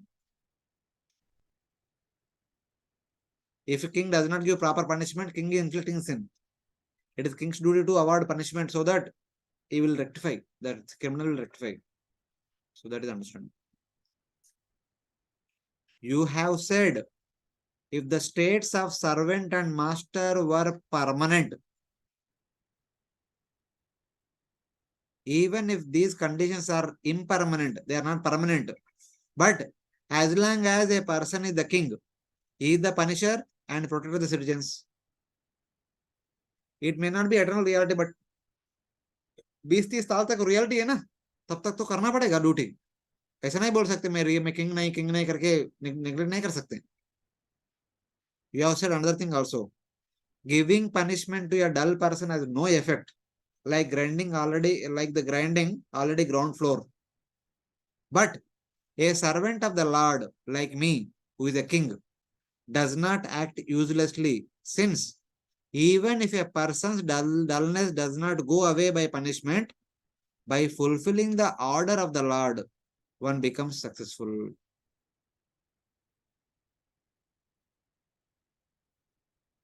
The king, in following his prescribed dharma, by punishing the citizens who are not following the rules and regulations properly, which is worship of the Lord, destroys all his sins. Are you getting the point? Kya? He is actually performing His duty. If he does not do his duty, he will be at fault. I am doing my duty. But the recipient, maybe 1 in 1,000, maybe a mad person. Even that mad person, by getting the punishment, he is freed of his parada karma. So that it will be benefited for him. He may not get benefit tomorrow itself, but in the future life, he will get benefit. His parada karma nikal gaya, he will get benefit. So in that way. Tanme bhavan naradevabhimana madena tuchikrita sattamasya कृशिष्ट मैत्री दृशमार्थ बंधो यथा तरे सद अवध्यानमहा. O offender of the distressed, O friend of the distressed, Arthabandho, please show your friendly glance on this fallen person who has insulted a greatest of all devotees out of false identity as a king, so that I can overcome the sin of neglecting the devotee of the Lord. He asked the question. Before asking question, begging forgiveness. He asked the question again, begging forgiveness, so that the Brahmana Bharata could reply without any, uh, without any, what you can say, no, not like that. Without any revengeful attitude or something like that. Without any bad feeling toward the king. Since your statements appear to me contrary, glance upon me with affection. I have not understood properly what you have said, but this is my understanding. As far as my understanding, I think like this, but you said something differently. Please clarify. By you showing your glance of affection and compassion. I have been intoxicated with the false identity of the king, thinking myself was very learned and being falsely proud. Because of this, I have offended a greatest of all devotees. Please forgive me. But show some compassion, mercy upon me. I thought, what do these people know? I thought I'm a great learned person, I'm a great king, I know everything, I know better than everyone. So what this ordinary roadside person will know? I thought like that. Because of this, I will fall to hell. Thinking in this way, show an affectionate glance on me, by which I'll be able to cross the sin of insulting the devotees. It's like that.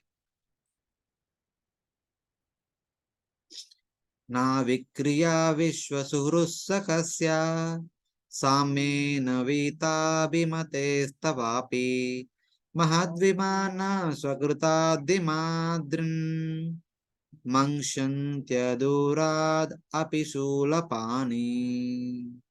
Says, because of the great offense I have committed to you, who are the friend of the Lord, who is the friend of all, Vishwasurus Sakasya. You are Vishwasurud and you are Saka of the Supreme Lord. To you, who are free of false identity, Vita Abhimate, no Abhiman, and see all beings as your own self, Samena, because you are treating the ants also yourself. We are concerned about ants' welfare. Persons like me and even Lord Shiva also are quickly destroyed even if you are not disturbed by the offense. Even if you have not taken the offense seriously also, but by offending a person like you, even personality all the way up to Shiva also will be destroyed for that offense. Because you have two qualities. You are Saka of Lord Vishnu and you are the well-wisher of the entire world. So please forgive me and cast a glance upon me. Your glance upon me is a sign of forgiving me. But I do not suffer because of your offense. But the Bharata says that I do not take your offense seriously. What is the question of counteracting it? Even though you are not disturbed, persons like me get destroyed. Even persons like Lord Shiva are affected. Saubari's case, why you are na? Garuda did not take it offense. He went away. अबे okay शौबरी सोच रहे अभी उनका है, अभी मैं नहीं आऊंगा करके चला गया. But that acted as an offense on the part of Shobari. He gave up his austerities and went to kingdom and married 50 and begot 10 children. Then he realized बहुत डिले हो गया उनका स्पिरिचुअल प्रोग्रेस में. सो in that way नाचर्यमेतद् अधस्तु सर्वदा महत्विनिन्दा कुनपात्मव्यादिषु श्रेयं महापुरुषपादपांशुभिर् निरस्ततेजसु तदेव शोभनम्. This is from 4:4:13. It is not surprising that the materialists, claiming that the gross body, the soul, constantly criticize the devotees with envy and become deprived of their powers by the dust from the feet of the great devotees. That glory of that criticism is the result it gives. This is a verse spoken by Sati unto Daksha, I think. And you think you are a great person, you can offend Lord Shiva. That offense does not leave you. Lord Shiva may not take it seriously, but the dust of Lord Shiva's lotus feet does not take it lightly. It will give you reaction by destroying whatever you have. So like that. So the person may not take it seriously, but the dust from the feet of that person will take it seriously, and that dust will do the needful. That is the understanding. So King said, my dear sir, you may not take seriously, but Lord will take it seriously. Since you are friend of the Lord, you are well-wisher of the entire world. So Hrudam Sarva Bhutanam, that's the definition of a devotee. So please forgive me and enlighten me on the right knowledge. So like that. King had displayed his knowledge as well as detachment. So now what is the response of our Brahmana Bharata? We will see from chapter 11 onwards after a short break.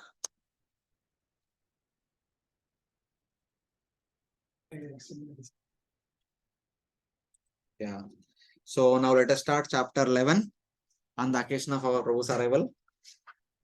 So the teachings of Jada Bharata. Now Brahmana Bharata is going to respond to the questions of King Rahugana. The 11th chapter describes that the mind is the cause of samsara. Previously, he was telling that there will be samsara. As long as we are living the conventional world, there will be samsara. And now Rahugana will tell that the mind is the cause of samsara. That it has many transformations, and that by engaging in it in bhakti, one can attain liberation. See here, kindly understand, as we just discussing, there are two ways of approaching anything. When we see Pandavas from our point of view, we may treat them with certain tagline. When you come from the top to bottom, you treat them in a certain tagline. Okay. Now, what King is speaking from our point of view?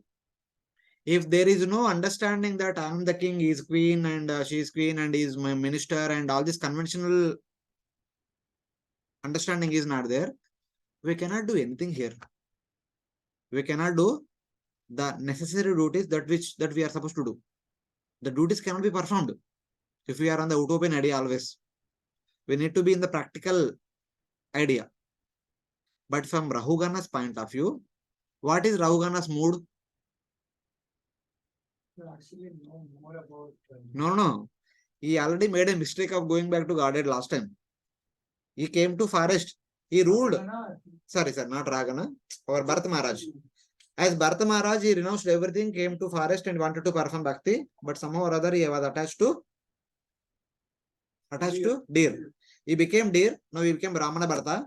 After becoming Brahmana Bharata, he was not doing any Brahmanical duties in childhood. For only one reason. He wants to go back to Godhead as early as possible. He is in urgency to go back to Godhead.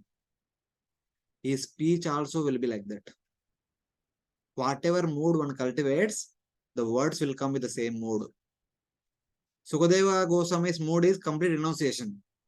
Whole Bhagavatam talks about how to get renunciation, how to be detached. Because whatever is the mood of that personality, the same mood comes out of their words.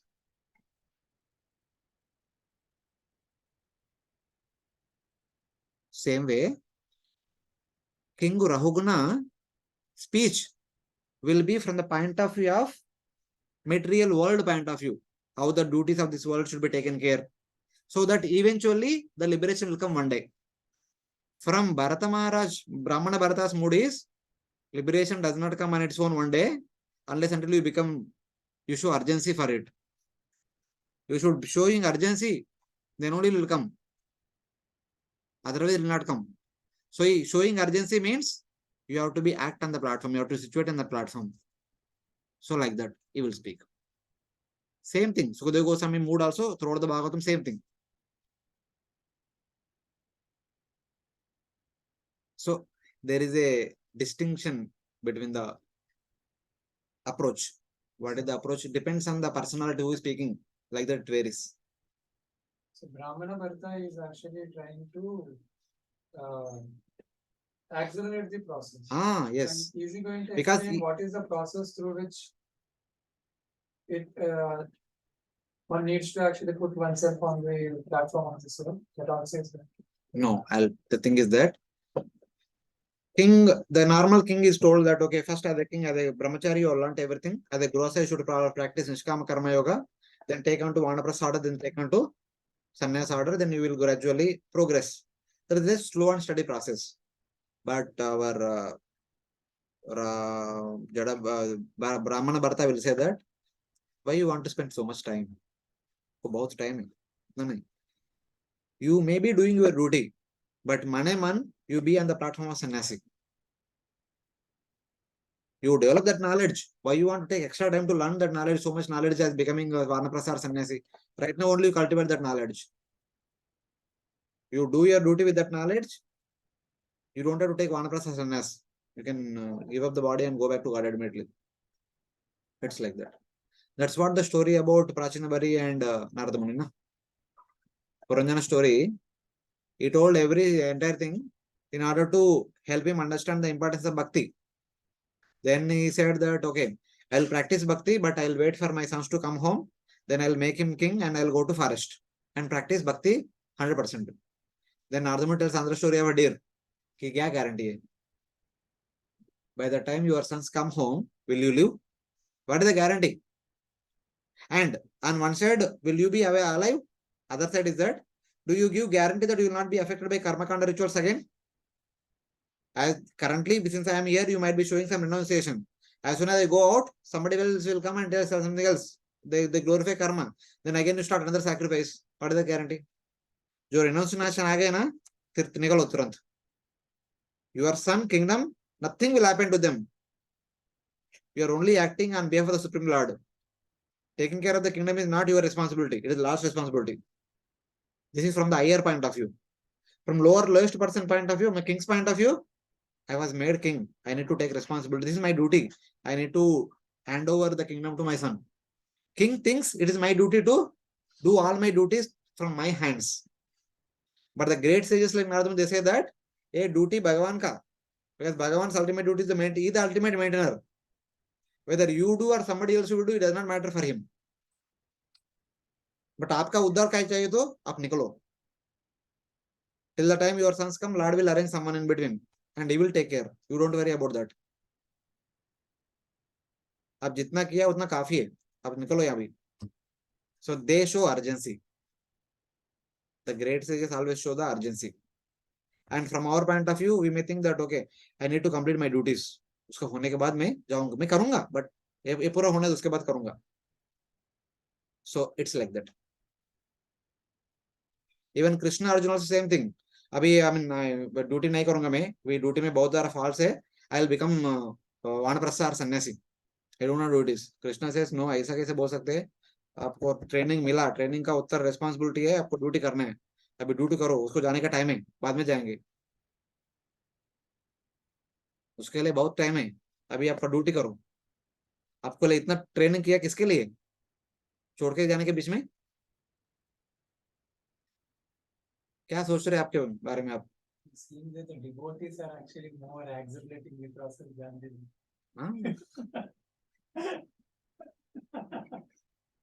they are really mindful. Chalu mal. So it is like that. We have to understand what is the mood with which the discussion is going on. Then we can appreciate. Otherwise, क्या चल रहा है इधर समझ में नहीं आएगा. Brahmana uvacha is Brahmana Bharata. Akovidavadavan vadasyato nati vidam varishta na surayo ye vyavaharamenam tatvavamarshena saha mananti.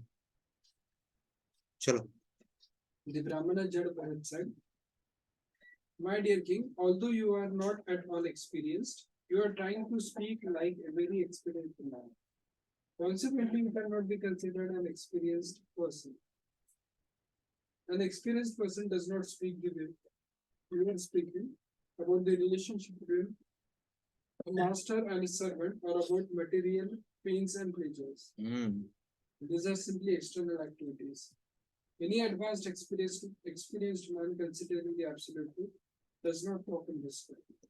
Asochan anvasocaswan prajna vadamsha vasate. Gatasun nagatasuncha Pandita. Pandita. The Brahmana Bharata said, though unlearned Kovida, you are speaking words of a learned person. Kovida vada vadan vadasi. Therefore, you are not the best among the learned. Ata na ati vidvan varishta. The wise do not speak. Surayo na amananti. Of the material world. Vyavaharartam enam. Vyavaharam enam. By discerning it to be the truth. Tattva avamarshena sa. You understand this? The wise do not speak of the material world by discerning it to be the truth. From the urgency point of view, is telling that don't talk on the platform of material world. अब बोल रहे material duty छोड़ दो बाबा, अभी बाहर जा, ऊपर जाना important है अभी. परोधर्मा.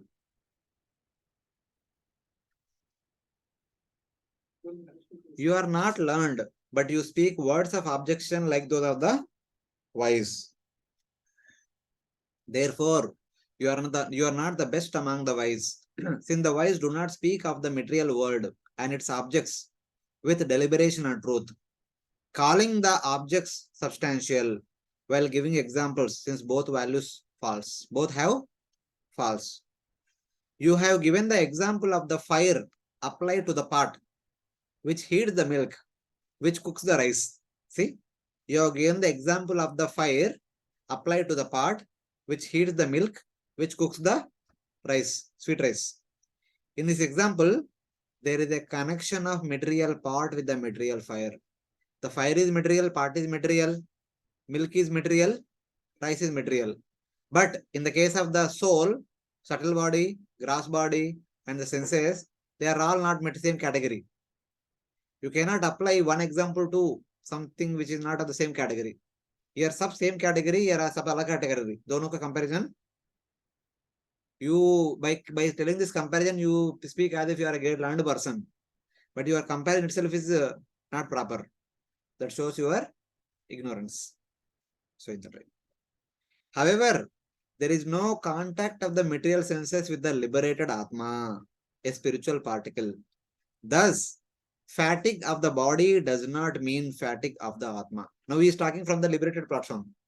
A liberated Atma does not identify with the body only. Then where is the contact? A conditioned soul might show contact. The soul and body has some contact. But liberated soul does not show any contact. How does he affected by the bodily symptoms? Body may be affected by sunlight and winter, but soul is not affected because it's already realized platform. So your example is not valid. Because the conditioned jiva is covered by the material body, the conditioned jiva experiences fatigue because of the fatigued body, which is material. The body goes through fatigue because the person identifying with the body, so person also experiences fatigue. But a liberated person does not identify with the body.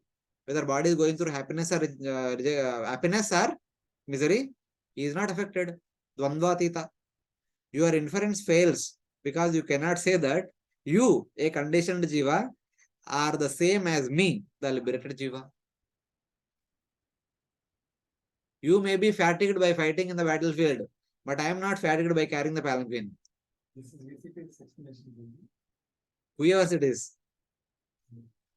Here, two personalities have two worldviews. Here is in the mood of urgency.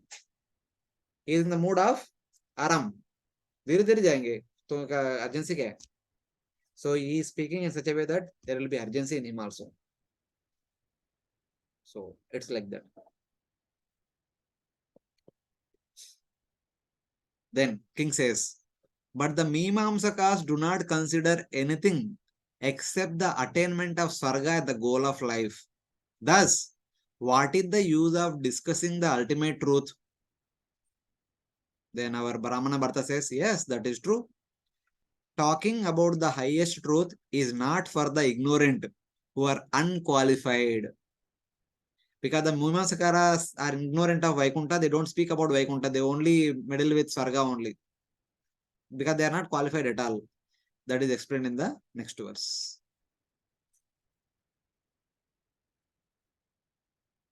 Okay. What King is speaking is based on Nishkama Karma Yoga point of view.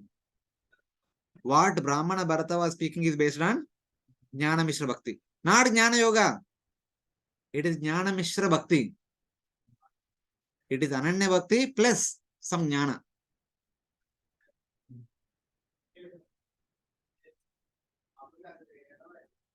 Jnana. You try to understand the difference between Jnana Mishra Bhakti and Bhakti Mishra Jnana. Then there will be no confusion. Both, there is a gulf of difference. Philosophy will be same for both. There is no change in philosophy. Only difference is end point. Bhakti Mishra Jnana, the end point is Brahman. Jnana Mishra Bhakti, the end point is Vaikuntha. That's all. Utna hi difference hai. Jnana Mishra Bhakti is Aishwarya Bhakti. Bhakti Mishra Jnana is Sayujya Bhakti. That's all. Huh? That Bhakti will take them to Sayujya. ये दोनों terms को दोनों side by side we have never heard. Last week we discussed. It is the Bhakti, it is Bhakti alone. It is Bhakti alone which reveals them Brahman or Paramatma. Because they have Bhaktya mam abhijanati yavanyas chasmi tatvataha. Tato mam vishate tadan. It is only by Bhakti they will understand, they will realize Brahman, then they will enter into Brahman. Bhakti के बिना कुछ मिलता नहीं. इसलिए मैं बोल रहा हूँ इसको सायुज्य भक्ति. Other one is Vaikuntha Bhakti. That Bhakti will take to Sayujya Bhakti. That Bhakti will take you to Vaikuntha, that is Vaikuntha Bhakti. Simple. Confusion क्या है? No, there's no confusion. This is beautiful terminology. This also goes to Sayujya. Who? Kamsa. Because this is trademarked by this terminology is trademarked. This terminology is from Pavaneshwar Das. Yeah. When the Asuras are killed by Vishnu or any avatars of the Lord, they will be sent to Sayujya. Yes. That is a special mercy upon them. Even though they are not qualified, they cannot go on their own. So Lord himself send them to Sayujya. They are considered as devotees. Huh? They can be considered as Krupa Siddhas. From our point of view, Krupa means we see it as a positive Krupa. Because by Krupa, they become more sattvic and they practice bhakti, they go back to God. Like that we see. But when Lord gives Krupa, it is too much Krupa, instantly will go to Sayujya. It's like that. Because on their own, because even though that instant Krupa will not be for everyone, seventh canto, when you come to, if you at all you read, they are also practicing that intense meditation upon the Supreme Lord. Kamsa doing the meditation on the Lord. We are supposed to be Krishna conscious, means we are always thought of Krishna. Kamsa is more Krishna conscious than us, but in a negative way.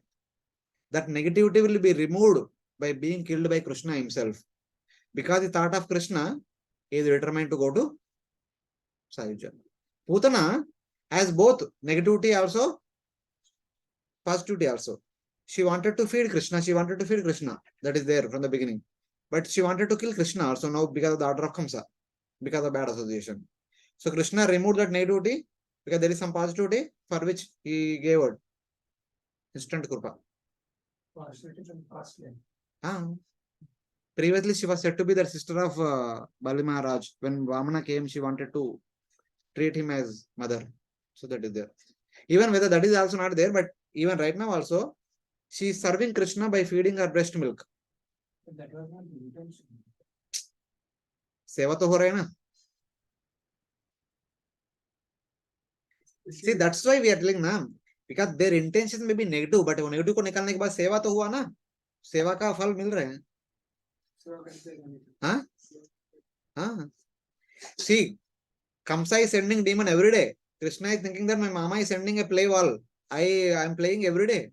उनका play मिल रहा है, play करने के लिए हर दिन मिल रहा है उनका. कितना कितना नरिशमेंट हो रहा है कृष्णा का. Afternoon one demon, evening one demon, see fighting nice, enjoyment is there. Fit from the conditions of point of view, whether he is doing bhakti or not, according to the definition of bhakti. Anushirana is not there. No? Anshuranam is not there. I'm also saying same thing. It is not there.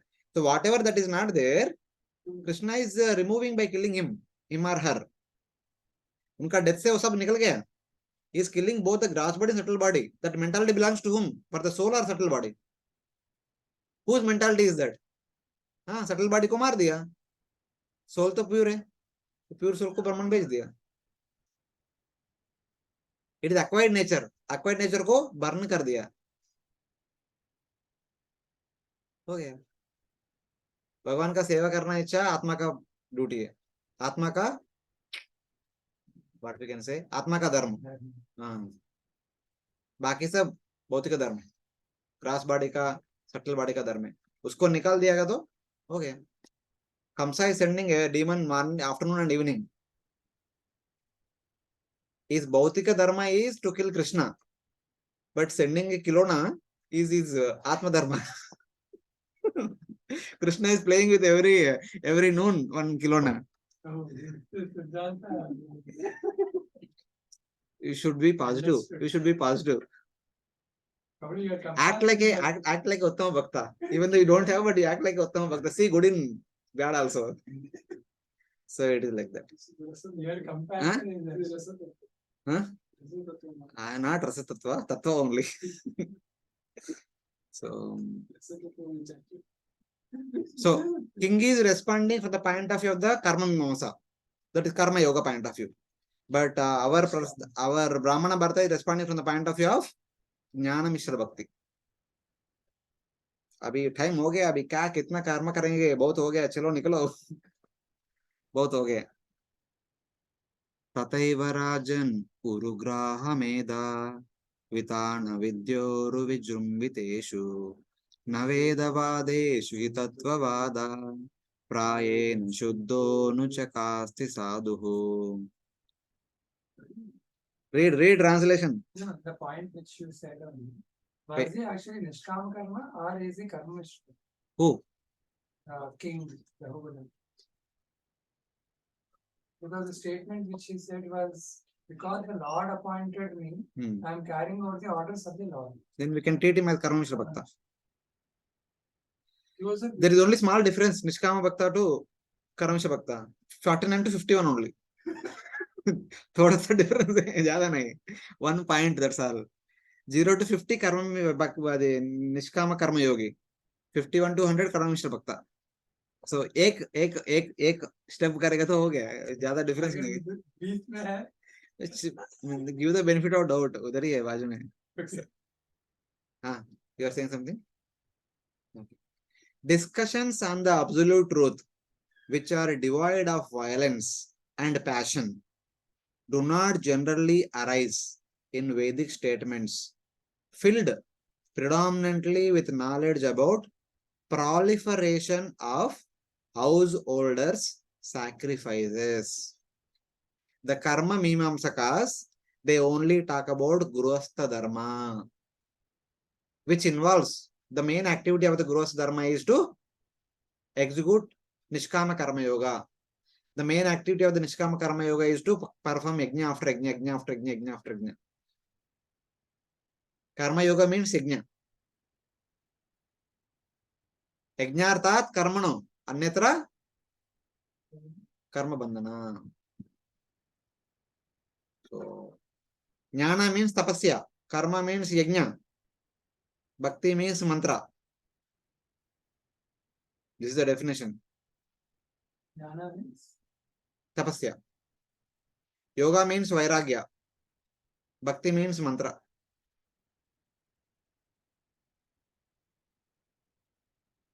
Shravanam, hearing mantra. Kirtanam, reciting mantra. Smaranam, meditating mantra. Archanam, also mantra. Deity worship, external we may say do deity worship, but हर एक activity के लिए मंत्र रहता है उधर.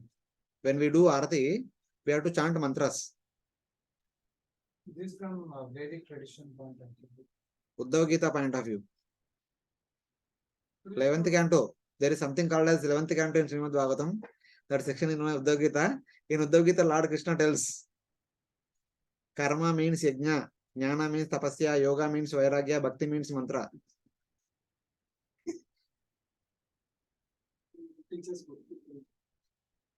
आप लोग भक्त लोग बाबा, मैं तो नीचे कर्म योगा बोलते बोलते इधर ही रुक गया.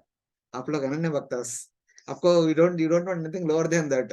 यो भाई आगे का हो यार. So I am not able to meet your requirement. So it's like that. So here is telling that the discussions about absolute truth are not there in the Mimamsakas. Mimamsakas do not talk about this. They only talk about Yajna. Because Mimamsa ends with Yajna only. And their goal is Swarga. So उनके बात मत करो. So like that, really nice. Just as spiritual discussion does not arise in daily mundane activities which give visible results, so spiritual discussion certainly does not arise in Vedic statements manifesting prominently as a proliferation of the sacrifices related to household life with unseen results known as karma. Why? Spiritual discussions are pure, without violence and without passion. Passion means mode of passion. Violence means mode of ignorance. They are different from discussions from Swarga. The spiritual discussions are different from going to Swarga. Spiritual discussions do not generally arise in these Vedic statements, which talk about Karma Yoga. Yam imam pushvitam vacha pravadanti avipaschita. Vedavad arthapartha nanyat artiti vadina. Kamatmana sargapara janma karma falapradam. Kriya vishesha bahulam gatim prati. This is the definition of karma, especially the more so sakama karma. Then what is bhakti? Traigunya vishayaveda nistraigunya bhavarjuna. Nirdvando nitya yusattasto niryogakshema atmavan. Here you see, when it comes to karma platform, we need to work for our yoga and kshema. It is our responsibility to earn for the maintenance of the entire family. It is our responsibility to save something for the future emergencies. That is karma yoga. When it comes to bhakti yoga, same Lord Krishna says that forget about worldly maintenance. Yoga kshema, Lord will take care. Your yoga kshema, Lord will take Lord's responsibility. You surrender to him. Sarvadharman paritejya mamekam sharanam raja.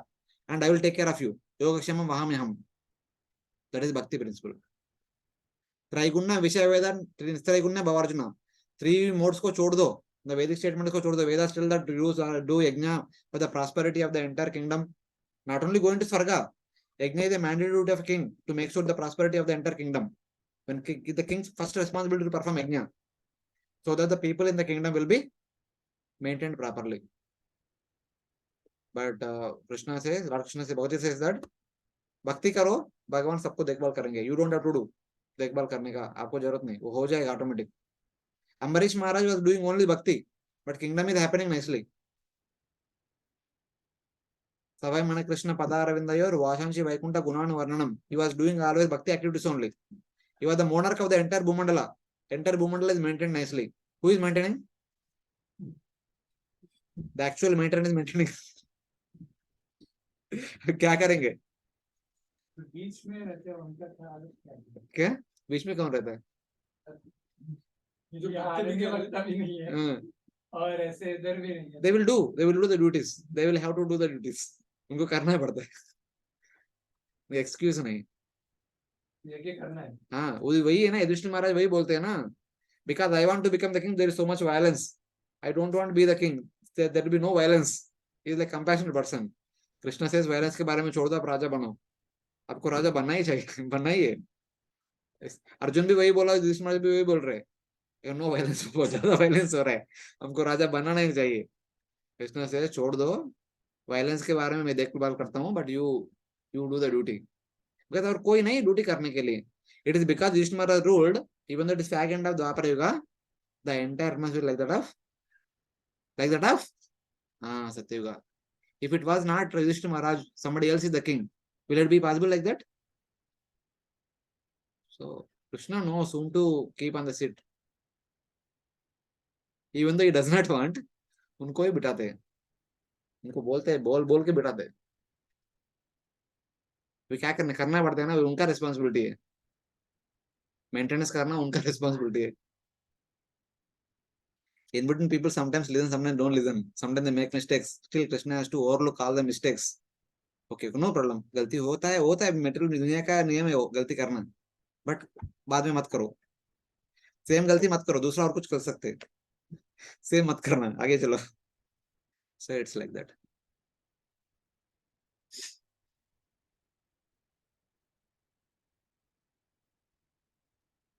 However, by performing those activities of the Vedas without desire for results and offering them to the Lord, and by knowledge and detachment, one can reach the spiritual platform. Now he's telling that you are speaking on the point of view of Sakama Karma or Karma Yoga point of view, but I am telling that, however, by performing the same duties which are mentioned in the Veda, the duties of a king, without desire, Nishkama Karma Yoga platform, without desire for the results, and offering them to the Supreme Lord, and by knowledge, Jnana, and by detachment, Yoga. Therefore, perform all your duties as a Karma Mishra, Jnana Mishra, Yoga Mishra Bhakta. Not only Karma Mishra, simultaneously Sabe. You basically perform Bhakti, but along with Karma, Jnana, Yoga. So, सब कुछ एक ही बार हो जाता है. That's what in the Bhagavad Gita Chakravarti says that these two verses come na 9:27-28. Patram pushpam palam toyam yome bhaktya tadaham bhakti upavrutam asnami prayatatmana. For ananya bhaktas who have nothing to do with his worldly duties, we have given up the entire world, they don't have anything with them, but still they can serve me by offering what is available naturally in the forest. Patram, pushpam, palam, toyam. These are naturally available on the forest. They can take and offer to me, to my deity. I'll accept, I'm satisfied with that. But somebody who is living in the city, my dear Arjuna, people like you, who have all the facilities, you should practice Karma Mishra, Jnana Mishra, Yoga Mishra Bhakti. You cannot practice Ananya Bhakti. Because you have everything, you have to use everything that you have in my Bhakti. Using all the things is called, if you have facilities, Karma Mishra Bhakti. If you have Tapasya mentality, Jnana Mishra Bhakti. If you have detachment, Yoga Mishra Bhakti. Yat Karoshi, Karma. Yadashnashi, Karma. Yajjuoshi, Karma. Yat Tapashasi, Jnana. And then Yajjuoshi Dadati Yat. Dadashi, giving charity, that is also karma. Tat Kurushva Madarpanam. Do everything as an offering to me. So everything is accomplished. Karma Mishra, Jnana Mishra, Yoga Mishra, Bhakti perform karega to sab kuch ho gaya. That's why Arjuna is Karma Mishra, Jnana Mishra, Yoga Mishra, Bhakta.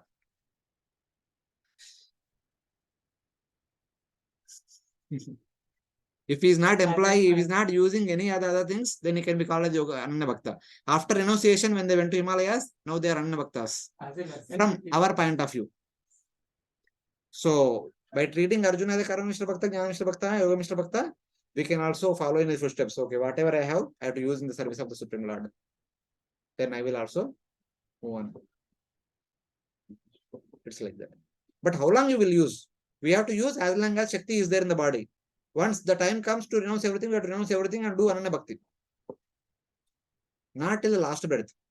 Recently in one class I told you, no? I was telling same thing. माता जी told ऐसा कैसे बोल सकते हैं आप? हमको preaching करने का last minute तक preaching तो करना पड़ेगा. हमारा movement is meant for preaching. प्राण, what is that? नहीं नहीं, प्राण याचे यार सही तो प्रचार. हाँ, इधर लाड राम, that is रामायण का. वही जो भी है. So like that, she said, I said, later on I replied saying that yes, Mataji, we need to preach everything. As long as Shakti is there, one need to preach. But at the fag end of life, one should take out some time. If not many years, at least for 6 months, 7 months, 8 months, 1 year at least, one should remove and one should do exclusive bhajan. It is required. Bhagavatam only telling. I am not telling this. That's why all the kings about whom we are hearing, they were doing all the worldly duties till certain time. Then they are taking to Vanaprastha or going to forest and performing exclusive bhajan. Yes or no? Exclusive, to perform the exclusive bhajan, हाँ one needs to get qualified by them and then one needs to do the हाँ, exclusive उसके लिए अभी जो करना है करो अच्छे से. You are one by one, you can stop everything and give the response to next people and then you do exclusive bhajan. After सब कुछ आपको ही acquiring- करना है क्या? after acquiring the necessary qualification. वो होगा. अब ये ठीक से करेगा तो हो जाएगा ना. हाँ. हाँ, बट नहीं ठीक से नहीं करना हमारा फाल गलती है. So I told, I don't know how far she understood. Then she said thank you. Now I understood करके बोला था, but क्या समझ में आया पता नहीं. आप बहुत बैकग्राउंड है, वो बैकग्राउंड भी आप उनको देंगे. There's so much backing of the statements, whatever you are saying. Then I also told, sorry, all of you are very fortunate that all of you have got that preaching temperament. Unfortunately, I don't have any that preaching temperament. That's why I say all this is like this. Please forgive me करके बोल दिए. आप लोग भी preachers है, क्षमा कर दो. So it's like that. So one should preach, one should do all these things. The king ruling is preaching. Brahmachari is going out and preaching, is their preaching. Whatever one do, that is their preaching. They should do the preaching as long as the body cooperates, Shakti is there. Then when one understands that the body is slowly dwindling, then one should retire from all the worldly activities, then focus on exclusive bhajan. That is Ananya Bhakti. Only Bhakti. Nothing else. Shravanam, Kirtanam, especially Smaranam. Throughout the life we should do Shravanam, Kirtanam at the end, so that one can do Smaranam. That's why Lord Krishna said Smaran Muktva Kalayaram, not Shravan Muktva Kalayaram or Kirtan Muktva Kalayaram. That time we don't know, no guarantee grass body functions or not at the time of death. Whether grass body may function, may not function. The first aspect of the subtle body may function, may not function. But the second aspect of functional body definitely will function. That is Smaranam. Smaranam is happening at the level of mind and intelligence. Shravanam is happening at the level of Shravanam and Kirtan is happening at the level of grass body and the senses. Whether these two may function, may not function, but the mind intelligence will be functioning only. So that Smarana should go on at the time of death. Then for that one should take out some time. That's what Pandavas are doing. They gave throne to Parishit Maharaj and they started for Himalayas. That is for their Smaranam. No worldly activities, no worldly responsibilities. So the 24 hours they can do what they can do. That is called Ananya Bhakti. Whether going to Himalayas or staying here, if you do 24 hours Smaranam only, that is Ananya Bhakti. But when there is a need of the hour, you have to do other things, then add the tagline of Karma Mishra, Jnana Mishra, Yoga Mishra. So it's like that. It is just from the conventional point of view, because you are doing. It is not that you have to do it, but you need to do it for the benefit of the world. That's why the tagline is given. No. समझते नहीं. But our king replying, but is it not impudent to say that you have a method of giving the karmis the truth, but then saying that you will not teach them? Is it not impudent to say that you have a method of giving the karmis the highest truth, but then saying that you will not teach them? You said that one need to study about Atma, and you say that karmis are not qualified to understand highest truth. वो कब learn करेंगे? You said that one need to study about Atma. And you say that karmis are less intelligent, they cannot understand about karma, about Atman. Then what is the use? Then our Brahmana Bharata replies, Natasya tattva grahanaya sakshat variyasirapi vacha samasan swapne niruktya gruhamedi saukyam nayasya dehanumita swayam syat.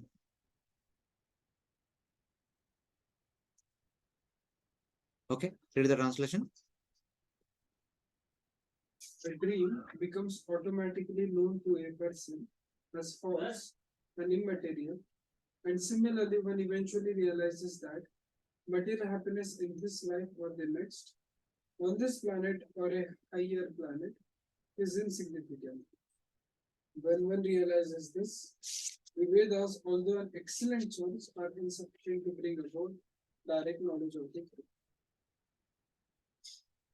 The man who by himself cannot infer the inferiority of household life, whose happiness is just like the dream, cannot have access to Vedanta for understanding the highest truth.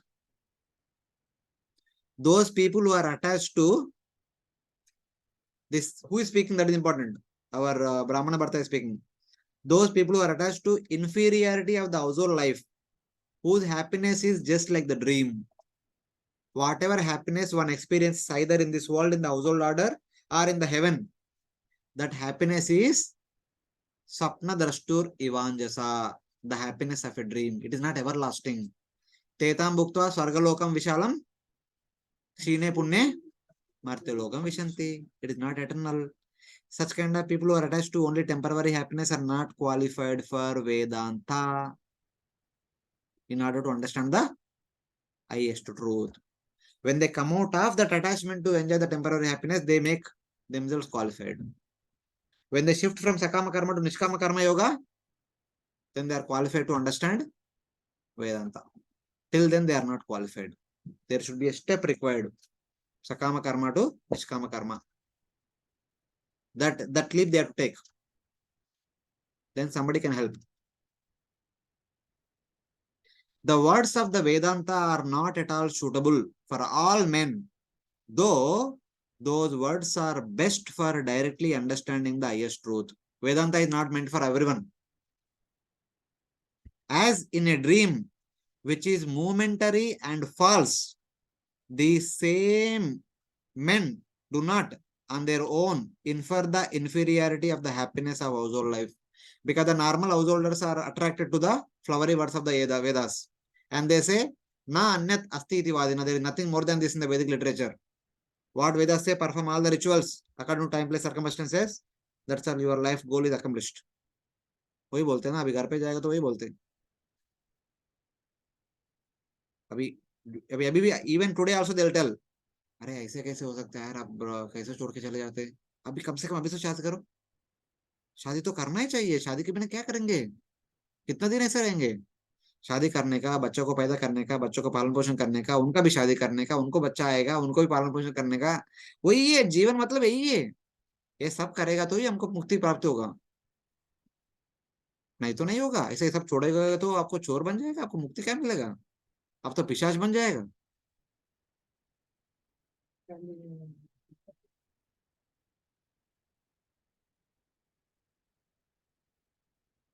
In one sense, it is true. Even Govind Prabhu also told once, if we give up and come here, if we don't do it properly, Sarvatmanaya Sharana Sharanyam, one becomes ghost. How do we see that in the perspective of perfectly means perfect in terms of our endeavors? Sarvatmanaya Sharanam Sharanam, Tato Mukundam Parivatta Kartum. That should be the aspiration. Aspiration nahi, reality. How can we expect sadhana bhakti? करो ना. अभी आपका 60 year 20 साल 20 साल का उम्र में छोड़ के आया. अभी 60 years एटलीस्ट 18 नहीं तो 60 तो है. 60 years come to that platform, for come to coming to that platform. हाँ करो ना. At least fag end of life you should come to the स्मरण प्लेटफॉर्म, तब तक करो। हाँ, देन भूत बन जाएंगे हम सब, हम सब भूत बन जाएंगे। एटलीस्ट आप बनेगा तो अच्छे वक्त हमारा भी कुछ होप होगा, हमको कुछ सेवा किया तो हमको भी कुछ फायदा होगा। क्या अभी क्या समझते नहीं आप लोग? Going through also told once in one brahmachari class like this. Many brahmacharis became aghast. ऐसे कैसे बोल सकते going through? ये इतना Should we serious take it like literal meaning, or should we understand that we should not become lazy and we should really take it seriously? literal also, Prabhu. We have given up our dharma according to Varnashrama. We have taken something which is unusual. If we don't do it properly, we have making two mistakes. Not doing what we are supposed to do here, not doing what we are supposed to do here. No, there is no loss in this. Huh? प्रभु जी उधर भी बराबर नहीं करेंगे तो? That no loss is to inspire you, and this so is to scare. This is to scare you. This is what we wanted. Prabhu ji, if they are also here, first one, वहाँ पे कहाँ लोग perfectly करते हैं? करना चाहिए, perfectly नहीं करेगा तो उनका गलती का मिल जाएगा ना, रिएक्शन मिल जाएगा। करते भी है। उनसे कंपेयर मत करो। Your comparison should be scriptures, your comparison should not be people outside. I'm not comparing with the other people. I'm comparing with the scriptures only. Okay. People know that this has to be done, but they are not doing it. They get punishment for that. आपको भी punishment चाहिए क्या? Punishment तो मिलेगा ना, दोनों तरफ मिलेगा। अगर अगर फॉर एग्जांपल किसी का अभी फॉर एग्जांपल किसी का इंक्लिनेशन यहाँ पे, आप पनिशमेंट के लिए भक्ति कर रहे हो तो उधर ही रहो ना, उधर ही पनिशमेंट मिलेगा। इधर कर इधर आके क्या फायदा? पनिशमेंट हर जगह पर नहीं, you come here to stop the cycle for eternally. Right.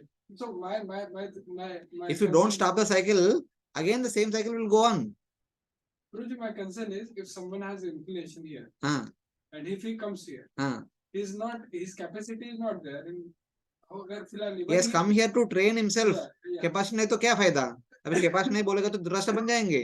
दुर्दृष्ट वही बोल रहे, मैं तो ब्लाइंड हूँ, मैं क्या कर सकता हूँ, कुछ नहीं कर सकता हूँ। अभी see, don't bring humility in. Don't bring in humility. आपको शरीर मिला, शरीर के साथ फिजिकल शक्ति है, मेंटल शक्ति भी है, उसको यूज करना पड़ेगा बस।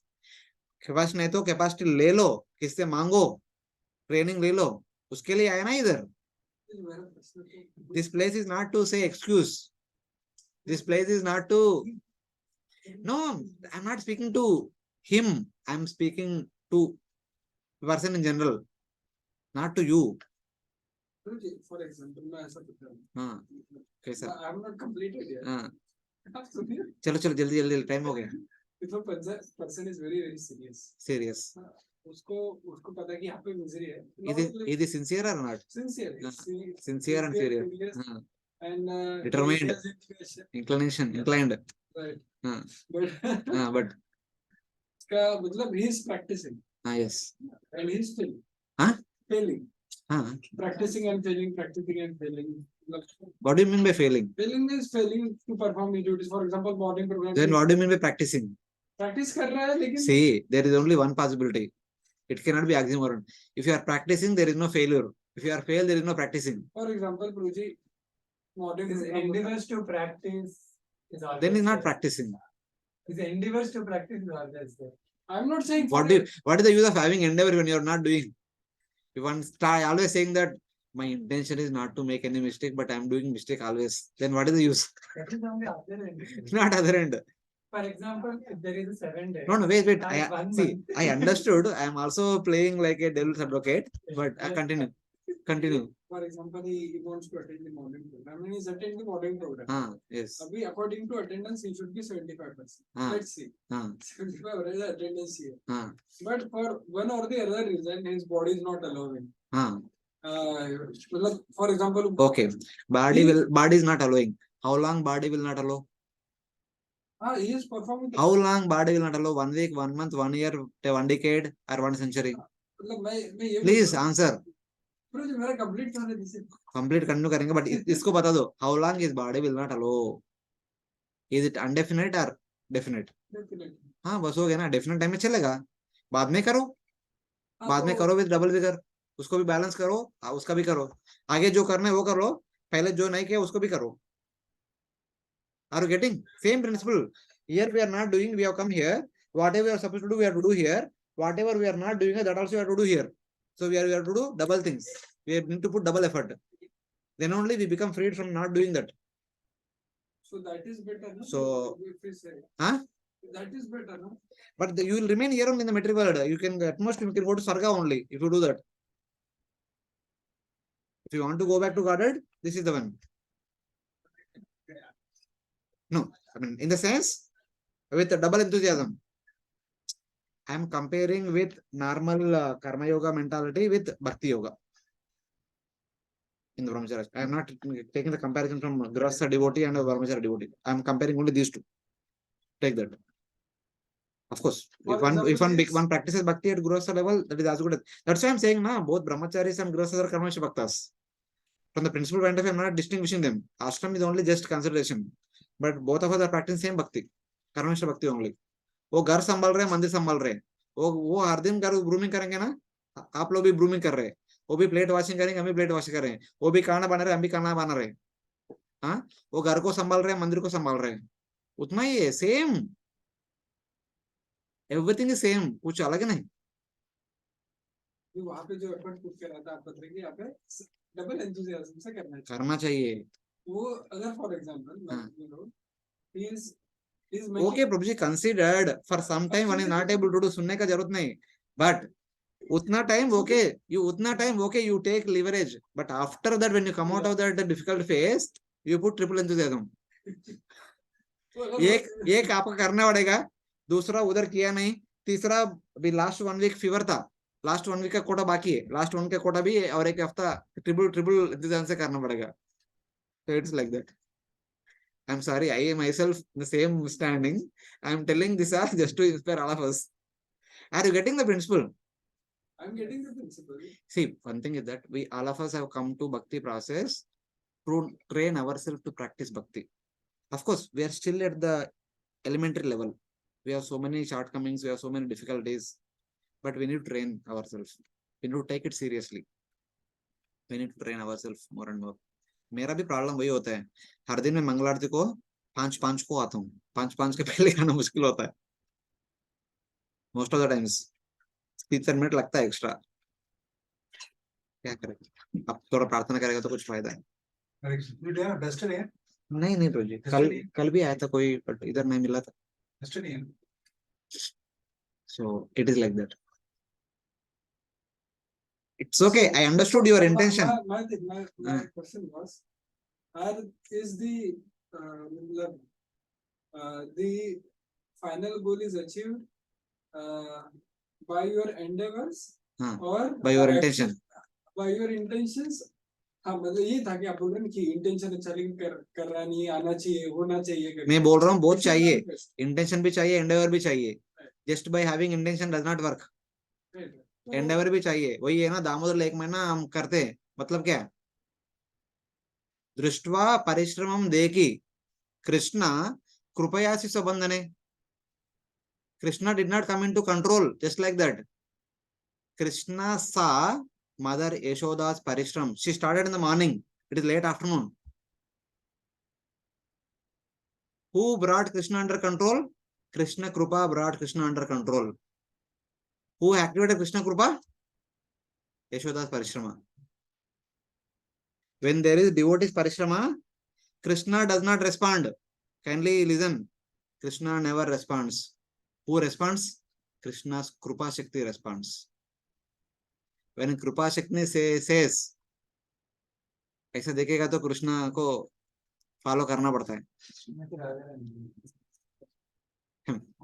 That is Gaudiya mode is Srimati Radharani, but from normal understanding, Krishna Krupa. Krishna has many Shaktis. One of the 16 Shaktis is Krupa Shakti.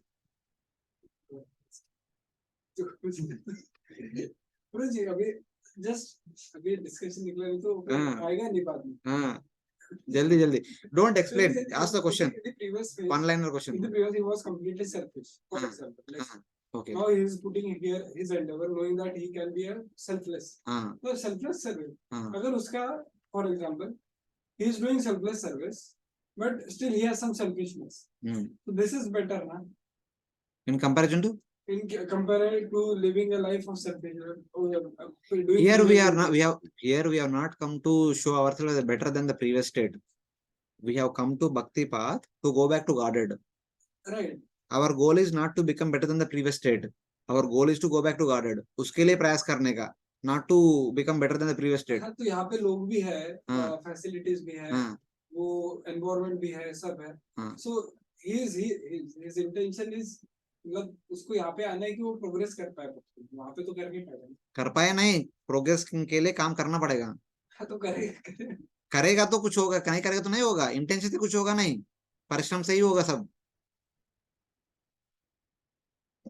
Intention रखे कुछ फायदा नहीं, परिश्रम तो करना ही पड़ेगा. हाँ देन ओके ना भाई, तो व्हाट इज द प्रॉब्लम, करते रहो. और क्या प्रॉब्लम, वो आएगा ना. जब वो कृपा शक्ति देखेगा तब मेर्सी अचानक आएगा. जब मेर्सी आएगा कोई रहेगा ना इधर. हाँ वही बोल रहे ना, अभी प्रभु जी बोल रहे थे ना. अब ब्रह्मचारी क्लास में थे ना, नित्यानंद प्रभु क्या बोल रहे थे. If Krishna removes the material desires, then they will die. They will go back to God. They do not stay. We are staying here. Matlab we have desire. So we need to work hard to attract the Krupa Shakti. When she will look at us, then okay, चले गए. उधर सेवा में निकल job मिलेगा, उधर सेवा करने के लिए.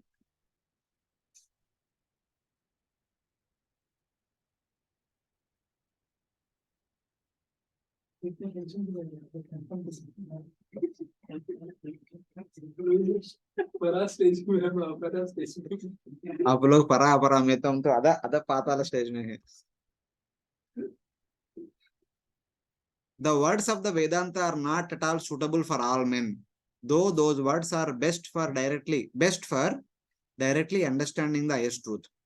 As in a dream, which is momentary and false, these same men do not on their own infer the inferiority of the happiness of the household life. The people who are less intelligent, they are only attached to dream happiness. They are not interested in the real happiness. So they are not qualified to hear about Vedanta. The happiness of the karmis is temporary, meager, and related to material objects, either Bhuloka or Sargaloka, or Bhuvarloka or Sargaloka. Thus, the Atma does not have a relationship with the material happiness. This happiness is false for the Atma, like the horns on a rabbit. As I just now said, na, karma means body, jnana means subtle body. Karma is gross body, jnana subtle body, bhakti is Atma. The happiness here in the material world, especially in the Bhuloka or in the Bhuvarloka or Sargaloka, is all the happiness of gross body generally, maybe to some extent subtle body also. It has nothing to do with Atma. This happiness is false for the Atma, like the horns of a rabbit. The happiness of the Jnani, however, is eternal. So Jnani's happiness is Brahmananda. Devotee's happiness is Vaikunthananda. So like that you should take. Not temporary, since it is related to Brahman. There is great difference between the Svargananda and Brahmananda. Between those two. This is the usage of giving out the highest truth. Only those people who are interested in Brahmananda are qualified to hear Vedanta. Those people who are interested in Svargananda, they are qualified to hear Mimamsa. They cannot appreciate Vedanta. So when we say Brahmananda or Jnana, it is not ending there. It is a beginning point. Jnana is Brahman, Yoga is Paramatma, Bhakta is Bhagavan. So it includes all the above three stages. Are you getting? When scriptural statements say talk about Jnana and Brahman, it is not just about Jnana alone. Jnana is the beginning point, which is a transcendence from the point of view of the material enjoyment.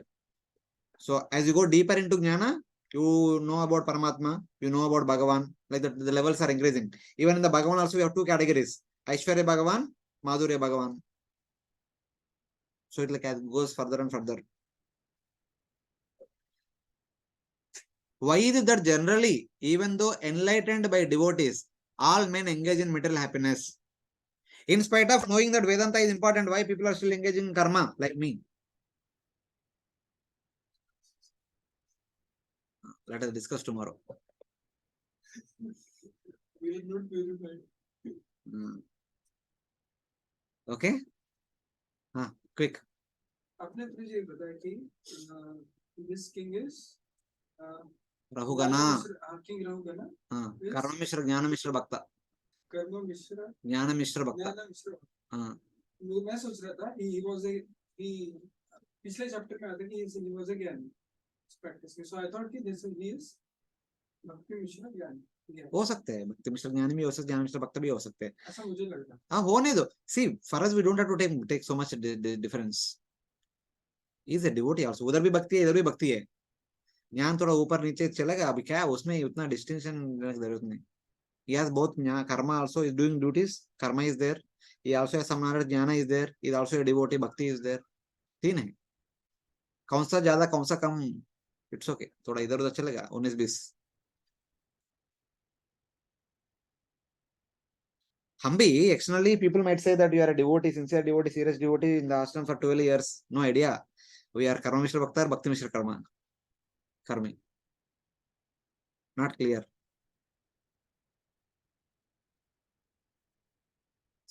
It's like that. In the name of bhakti, we are enjoying the opulence. That enjoyment tendency makes much lower than that of karmi. मतलब निष्काम कर्म योग से नीचे भी गिरा देते हैं हमको. So that is the problem. Okay, but anyway, thank you very much for allowing me to share some funny thoughts.